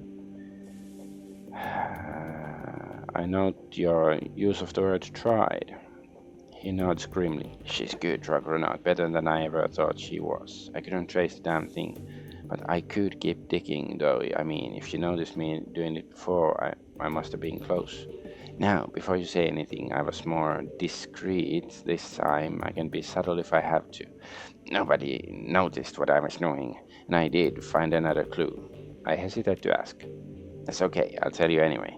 I found a connection between Emily and Sader Group. So, do you think she works for the SK then? That she stole the encrypted data from you to give to them? Well, maybe. I don't know. It's confusing. I was able to track down some message fragments connecting her to Schockenwelle writer. Ah. So maybe she was Seda Group mole and she got close to me so that she could, I don't know, maybe she could profit from my decking expertise. Maybe when she told me not to steal the data, she was using reverse psychology. That's gotta be it. She must have wanted me to take it. He frowns and shakes his head. But then again, maybe she's with the Schockenwelle writer and she's screwing both the Aziz and SK over. If that's the case, then maybe she was with me because she genuinely wanted to be. Pauses for a moment, considering, then all at once he seems to perk up. His chest puffs out and he nods once decisively. In either case, I should make an effort to find her. I mean, she's playing a dangerous game, whether she's with SK or the Schockenwelle writer. Maybe she's gotten herself in too deep. She might need help. I mean, why else would she send me such a cryptic message?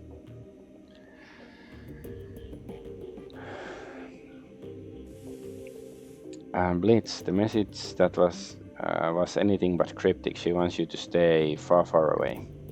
Yeah, that's what she said, but I'll bet that she didn't mean it. Thought like a proper rapist. I like his attitude. She probably just didn't want to worry me, or maybe she said it under duress. I mean, you gotta agree that it's at least worth checking out. Please listen to me. This is a bad idea. Nothing good is gonna come from it. You worry too much, Chief. I'm the best, remember. So where's the harm in digging a little deeper? I mean, Irma might need me. If this is how you acted when you and Emily were together, I can see why you left. He recalls as you punched him. Whoa, that was pretty messed up thing to say, Chief. It was also accurate. You routinely ignore those around you because you think you know better. I'm here to tell you, you do not know better. But listen to me, you need to show some of that self-control and drop this. It's like we're suddenly possessed by his ex-girlfriend. Blitz deflates before your eyes. He looks down at his shoes. Yeah, I guess you're right. Okay, boss, you win. I'll let it go. Is that the truth, or is he just saying it?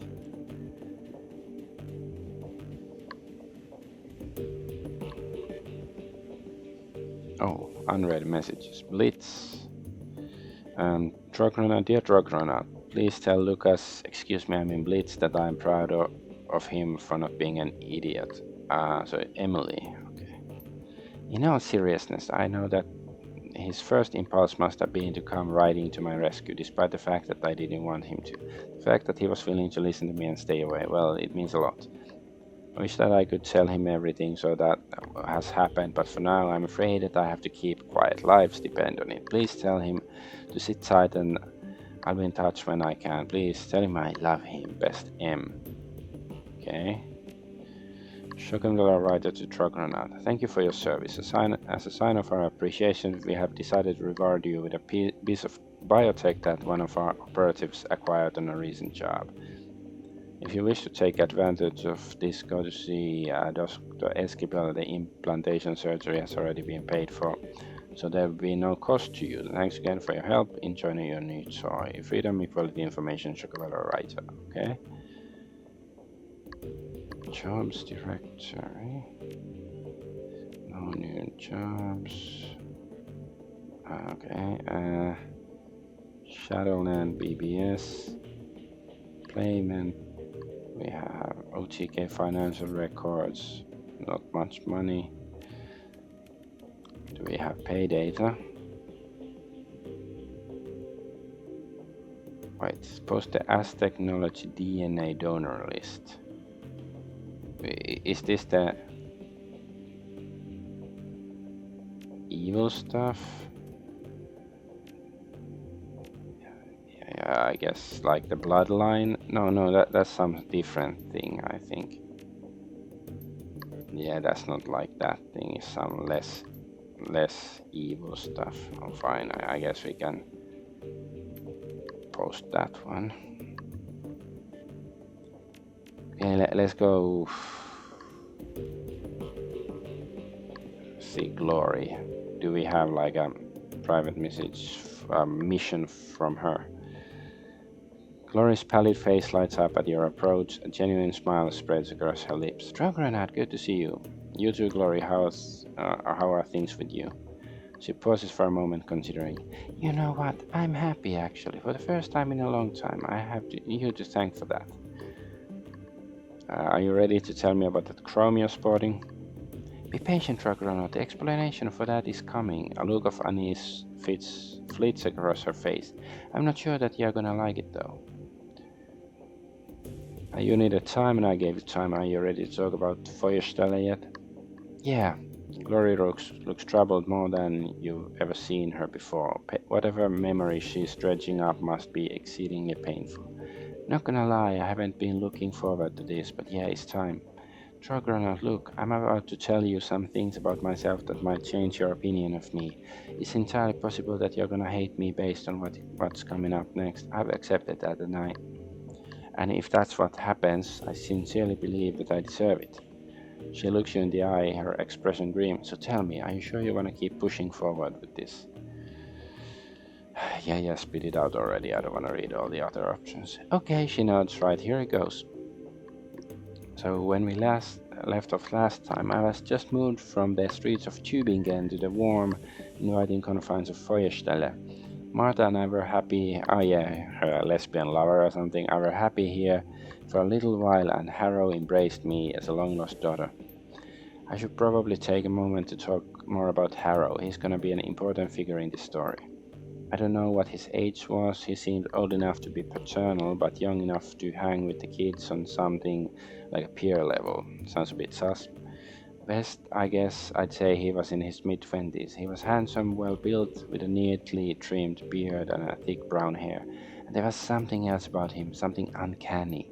Harrow had this charisma, this raw magnetic attraction that made people latch on to him. I saw it over and over. All it took was a few words and a pat on the shoulder, and Harrow could have a new convert. The other kids at the farm followed him around like lost puppies. Sounds like some mind control magic or something. As much as I loved Martha and as much as I thought she loved me, we forgot all about one another when Harrow was around. All that we wanted was to be close to him, to be part of his inner circle, and soon enough we were. For a girl of 17, it was all terribly exciting. Harrow had these rules of living that he would teach us, rules about self determination and the importance of disobedience. He claimed to have taught classes at University of Berlin, which he painted as a mix of between an earthly paradise and an anarchist playground. He taught us how Feuerstelle would be the focal point of a new movement for the children of the fatherland. He told us we were special. We ate it up, of course. We were kids. For those of us in the inner sanctum, Harrow would share even more. He had power the likes of which I had never seen. Not my father's drunken fists or my own childish experiments, but genuine, incredible power. He said that it came from the horned god, Cernunnos, an ancient deity that he venerated. He knew about my latent abilities right away and he offered to teach me. Naturally, I accepted. I've heard of the Horned God. His followers have a poor reputation, especially among women.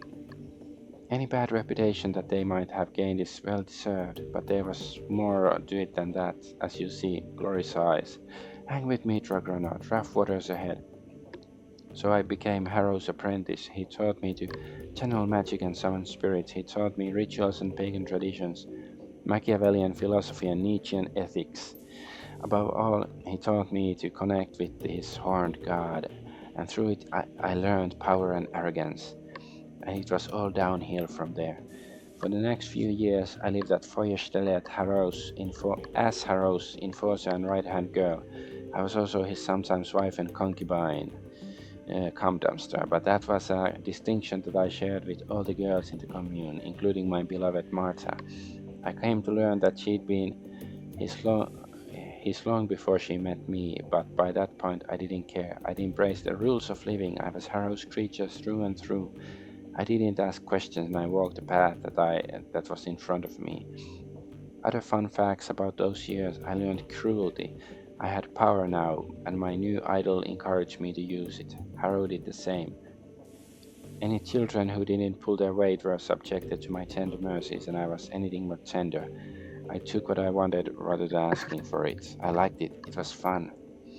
Also came to learn that Harrow's horned god was not the Eichenfürst worshipped by throwback cults across Germany. It was certainly a god with horns, but it came from an altogether different tradition. Care to hazard a guess? The devil? In the magically active community, we refer it to as the adversary, but yeah, the same being more or less. So my idol, the ancient deity that was feeding me my power, was the antithesis of everything that is right and good. And you know what? I didn't care. In our time together, Harrow and I committed more atrocities than I could count. At this point, everybody has such an edgy history. At this point, I was onto all of his tricks. I knew that Feuerstelle was nothing more than a honey trap, carefully designed to lure local children into my master's clutches. I knew that the kids who seemed resistant to Harrow's brainwashing techniques wound up fertilizing the garden. I knew that Harrow's entire, so if he failed the, charm roll or something,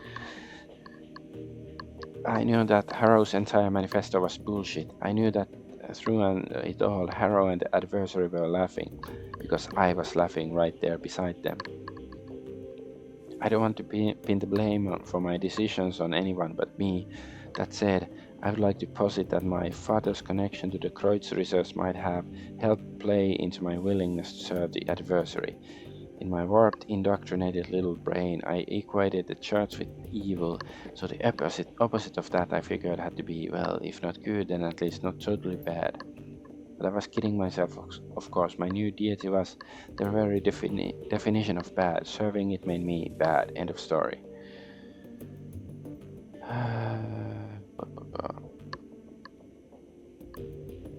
I can excuse the choices you made, but I can understand why you made them. That's big of you, Dragonaught. I genuinely mean that. Glory takes a moment to steel herself, then continues on. Anyway, one day Harrow invited me on a field trip to Stuttgart.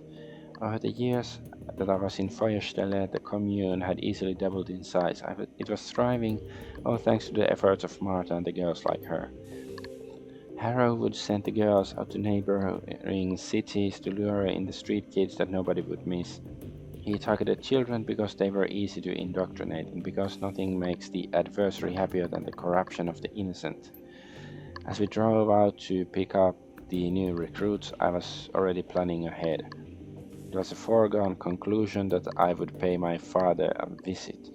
The irony of a group of Kreuzritters getting emulated by a genuine servant of actual devil tickled me to no end. So when Harrow stopped to fill up on diesel, I hopped out of the van and headed out on foot to my parents' place. Harrow wasn't overly concerned about my absence. I had long since reached the point where I could assert my autonomy, and he knew I'd be back. I wound up at my folks' house sometime around noon. I could hear the adversary whispering in my ear, telling me what to do. I had long since learned to listen to his voice. It always rewarded me with extra power when I did its bidding. It told me to knock, so I did. As the door opened, I could feel a torrent of flames welling up in the astral plane all around me. It told me to channel them into the doorway into my father, so I did. But of course, the person who opened the door wasn't my father, it was my mother. Retard. As I watched her flesh blacken and melt, I heard her scream and I broke into hysterics. I heard the adversary laugh. And that moment I realized that I was laughing.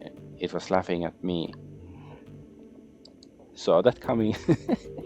Glory nods a grim expression on her delicate face. In hindsight, yes, you're right. It was inevitable that this would happen. I was a fool and a puppet, and any power that I thought that I'd had was on loan from a being that craved my own misery. It was like a lever that had been pulled all at once. The bubble popped. I wasn't a powerful servant of the adversary. I was not Harrow's number one girl. I was a ridiculous little fool who'd willingly tied her soul to the worst thing in existence. Realizing all this was one thing, actually fixing it was something else entirely. I knew that I had to get away from Harrow. That was the first thing to do, so I bit my lip and did my best to ignore the happy babble of the new recruits on the trip back to Feuerstelle, and I managed to get through the ride without screaming. Once we were back at the commune, I broke into Harrow's safe, stole all the commune's resources, and ran. I don't know when Harrow realized what I'd done or whether he even cared. What that I know is that nobody came after me, so I kept running until I got to Berlin. Getting past the wall was fairly simple. You know how easy it is to obtain falsified papers. The biggest obstacle that I faced during my flight was the adversary itself. I could run from Harrow, but how do you run from something that's tied to your own soul? Let me guess, snip snip. The haunted look in Glory's eyes is heartbreaking. She gives you another curt, grim nod. I walked into the office of the first street dog I could, pointed at the biggest, bulkiest piece of cyberware that he had on display, and told him to put them into me. He tried to upsell me on better merchandise, arguing that what I was asking for was old and inefficient, better suited to be installed in a museum than in a body.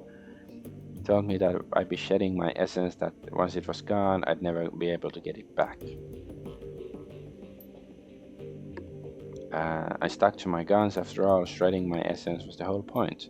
Glory looks up to you, her eyes are sunken and hollow, and the aura of loss about her is palpable. She looks like a woman who has been through hell. That's all for now, Trogonaut. I've heard the tale.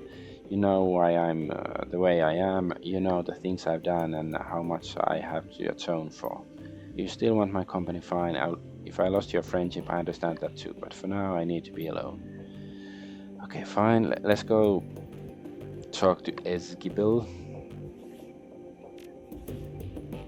So I guess the Harrow or something is gonna come back for her at some point, probably.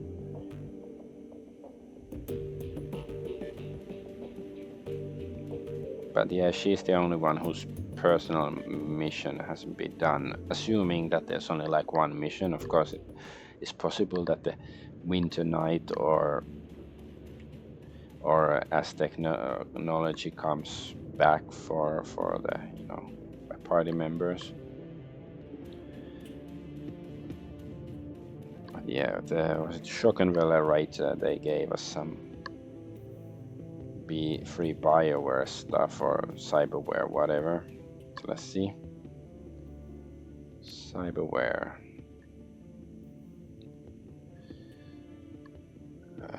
So what is the free stuff?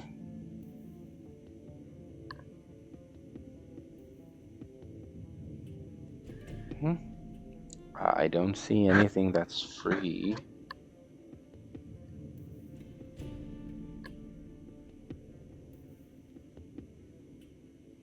Okay, this one.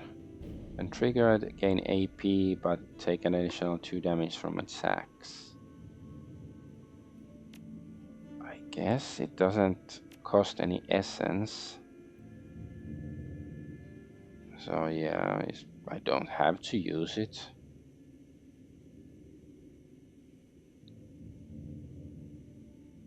Sure. Yeah.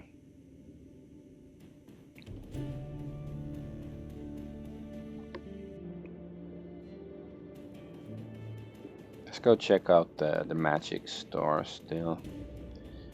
Like, is there any new stuff we can buy?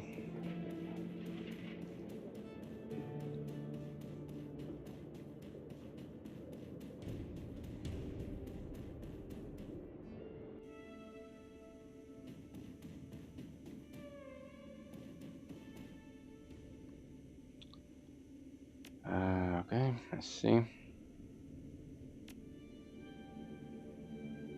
Yeah, we don't have any G casting for this crap.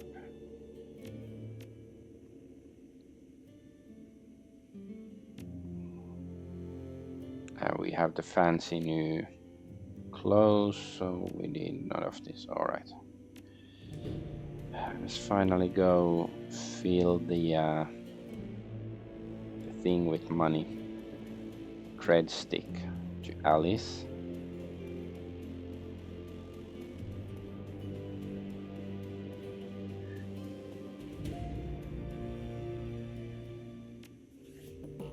Yeah, we don't have any other side quests pending or anything, so finally let's go give Alice her crap.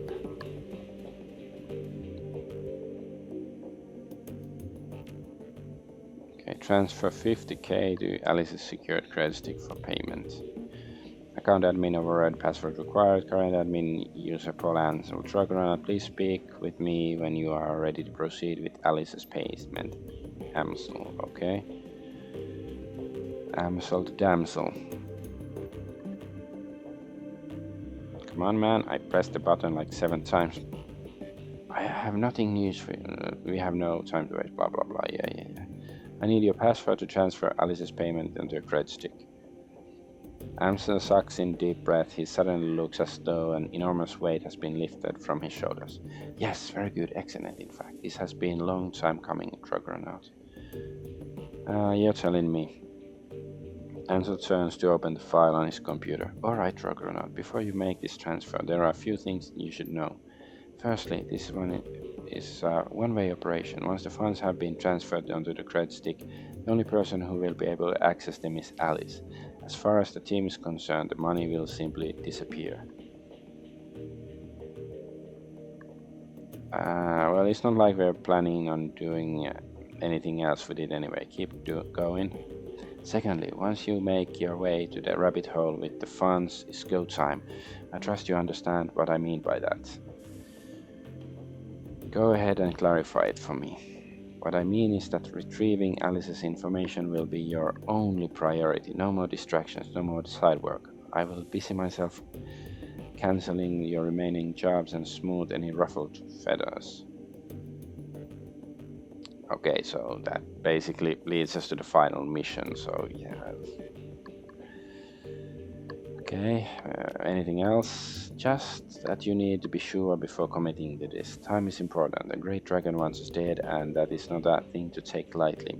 But you shouldn't return to the rabbit hole until you are prepared to act. If you have any doubts, I'd urge you to wait. Okay, and let's wait. It's your call, Argonaut. Remember, we are on a tight timetable even now. The Firewings agents could be closing in on us. Make your preparations, do it quickly, or our lives may depend on it. Speak with me again when you're ready to transfer the funds. Until then, I'll leave you be. Okay, can we...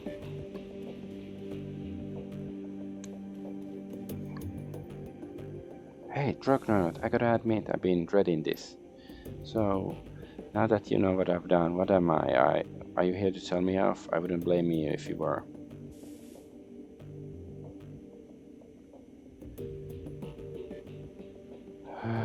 We left off in a bad place last time. I've been thinking about your story and I have a question for you. Yeah, what is it?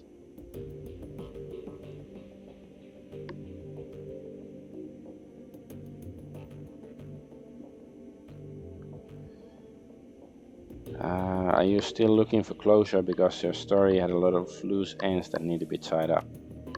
She holds her silence for a long time. Finally, she nods. Yes, I've been thinking about this for a long time, Dragonaught, and every time that I gotten close to making a decision, I've turned and run away again. No more running. I'm ready to face this thing, but I can't do it alone. I'm gonna need your help. That's the idea. Alright, if we're gonna do this, we need to be clear on what our goal is. There are a lot of innocent people in that place.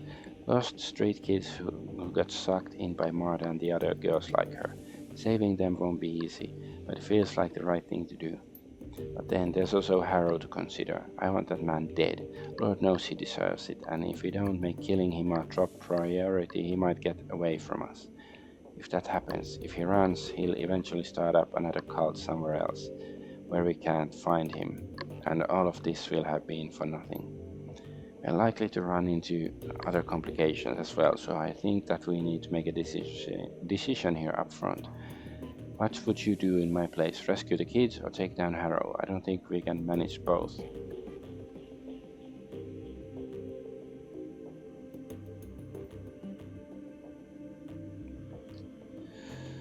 Uh, I don't know, like what difference does it make gameplay wise?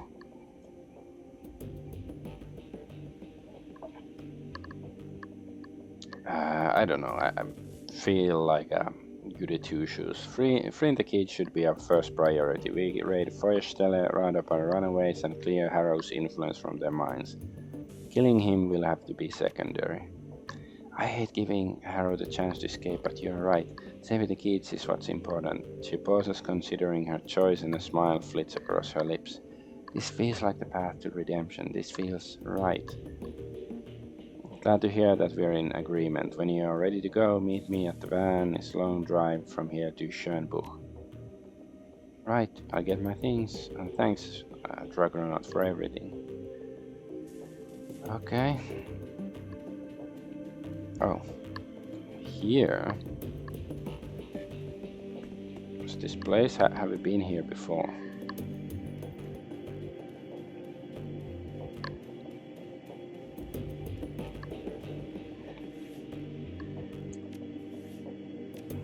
Let's see. Not sure if I'm gonna be able to complete the whole mission right now, but at least let's get it started. Yeah, she's gonna come with us.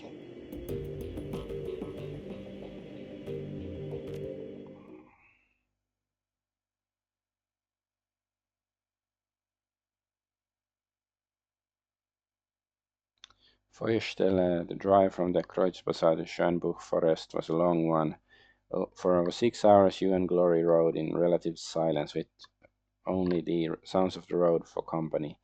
Then you find yourself crouching in the woods, watching, waiting. Off in the distance, the rustic exterior of Feuerstelle looks curiously warm and inviting, but you know what's waiting inside. The anticipation churns at your guts like a living thing. Eventually, the van pulls out of the compound's driveway and rolls out along a service road before disappearing from view.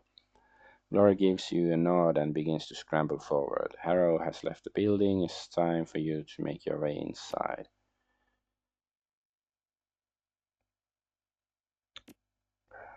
Is there some weapon we should give her? I guess the grenade launcher.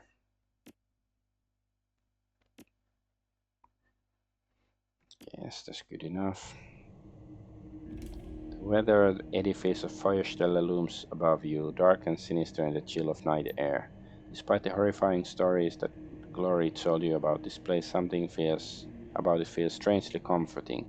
In the back of your mind, insidious voices whisper that you could stay here forever. Do you feel it? The lure of the place. Glory gestures with a gleam of chrome and steel. When I was a kid, when I was whole, the pull was irresistible. Yeah, I can feel it. It's almost pleasant. It's meant to be. That's how it gets to you. It worms its way inside you and changes you, and you don't even realize what's happening until it's too late. She looks at you. Her eyes are dark. When she speaks again, her voice is quiet but steady.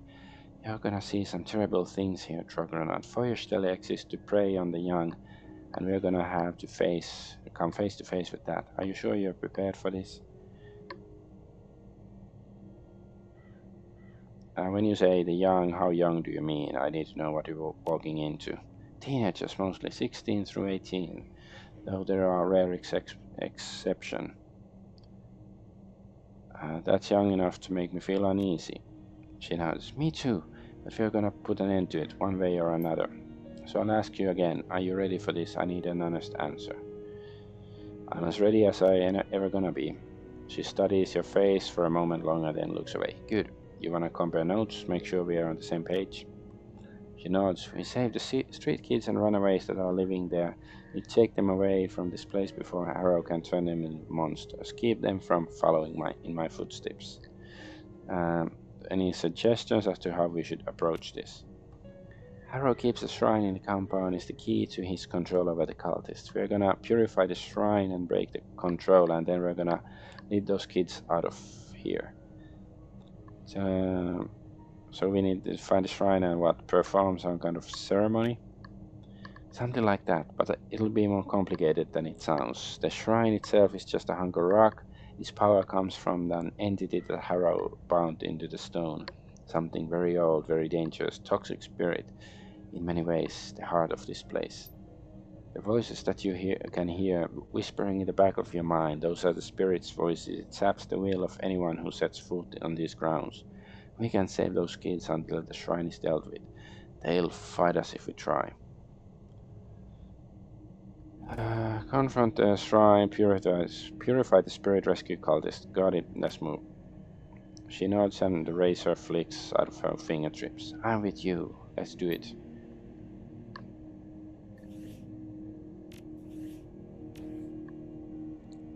Okay.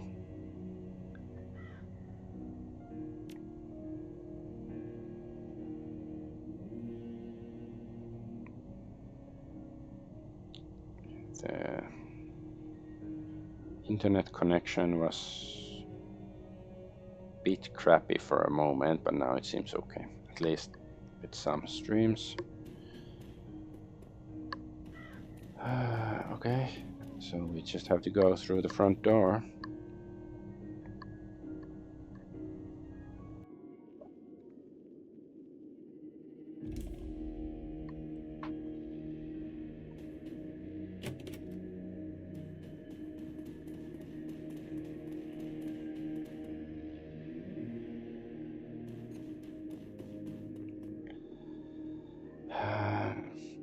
The doorway shimmers with a faint red light. As you approach the door, you can feel a squirming sensation in the back of your skull. Your limbs begin to tingle, you then feel heavy. The closer that you get to the doorway, the more struggle it is to continue moving forward. It feels as though the strength is being siphoned from your body. Step back for now. As you step back from the door, the crawling sensation gradually recedes. A moment later, the strength returns to your limbs. Glory stares into the light, frowning. The shrine room is through there, but this barrier wasn't here before. My arrow must have warded the doorway after I ran. How do we get through? The ward is like a lock. There must be a key. Back when I helped Harrow run this place, he and I were the only ones allowed in the shrine room. So we look for whoever has taken my place. That's where the key will be. How will we know who that is? It'll be a girl. Harrow would never take a male as his second. He wouldn't want the competition. And her hair will be fire red, a sort of insignia of rank within the cult. Girl with red hair got it. Aha, okay. I really hate this part. So, I cannot just use my willpower again, because I sort of like, oh, maybe I should look around first, but nope. It's not like, say like, okay, step away for now, I'll try again later, or,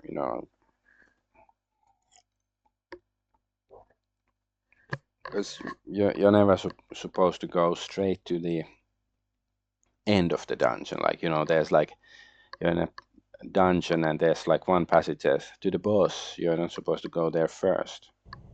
You're supposed to look in other places first. But like, I wonder whether it's like if we go through the other doors, whether there's gonna be kids to kill and stuff. So I guess then we shouldn't really look around too much if that's the case.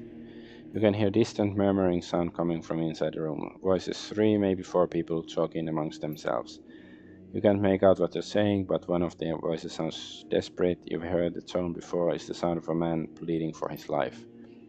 We should keep moving. Whatever's going in there, we don't want to get involved. Getting involved is the entire reason why we came here.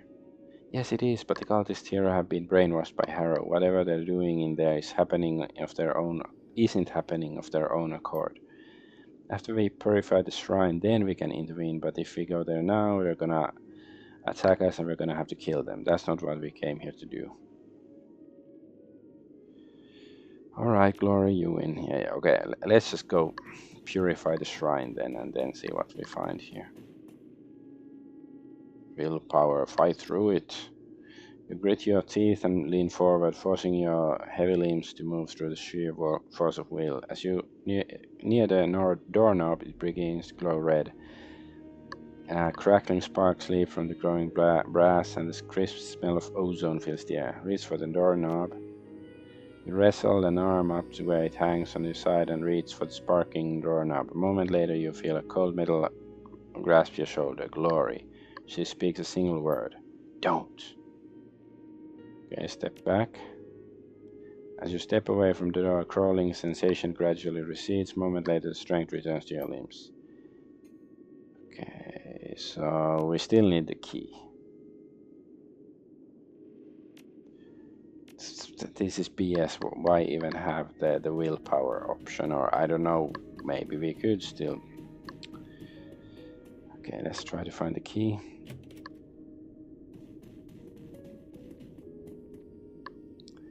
This appears to be a standard terminal. Login prompt glows on the screen. Let's leave it alone.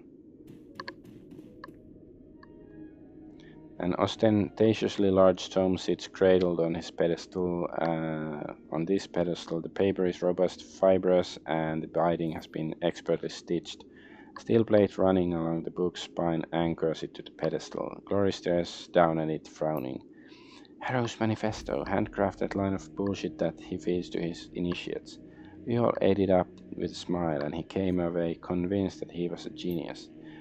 She leaves through the pages with an articulated finger. Looks like he's expanded over the last few years. It's at least twice as thick as it was when I lived here. Maybe there's something we can use. I wouldn't want to hang around long enough to find out. This is Harrow's personal library. He used to experiment in here. There were dangerous things in here, Trogonaut. Sick things.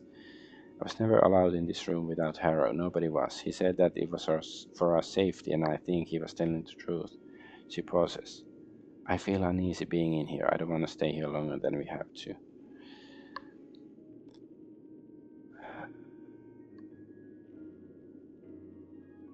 Okay. I'm too curious. Whatever Harrow said in this manifesto, it could be important. I'm gonna take a look. Alright, I'll watch your back. Be quick. Leaf through the beginning of the manifesto. You flip through the early pages of the manifesto, find what looks like a good place to jump in and start to read. Manifesto. When I first set out on the path of free living, I realized that I'd have to rethink all my earlier assumptions about life. I have to question my own values and beliefs, and I need the strength to trust the answers that came to me. The prospect was daunting, but it was also necessary. The road to true freedom is paved with unanswered questions. After all, you can't learn to be free from a book. The answers won't come from a Bible, an instruction manual, or a code of conduct. If you don't learn that, you'll never break the chains. The true path to freedom is one that each of us must walk on his or her own. What makes life worth living? What in life is truly valuable? What is a dross that can be burned away? I spent weeks dissecting every aspect of my life to find the answers to these questions. Slowly, agonizingly, I pared down the list until only 4 items remained. 4 items became cornerstones of my new philosophy, the basis for everything that Feuerstelle stands for. Love, the first cornerstone, the most important. Without love, life is bland, meaningless. Without love, we might as well be machines. Love what you do, love people around you, but above all, love yourself.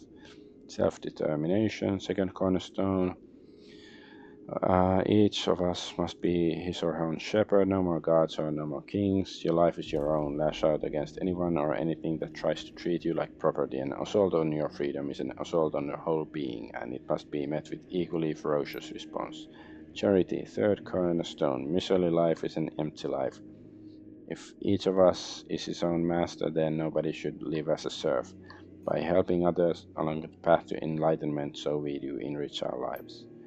Passion, final cornerstone. Complacency is poison, be wary of it.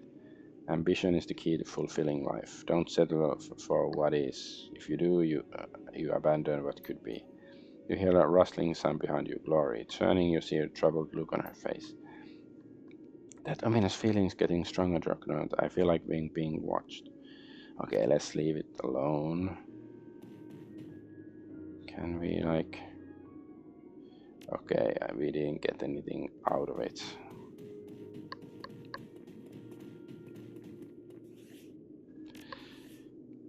I was thinking, like, maybe that we're gonna get a password or something, but we cannot even enter a password to the computer, so...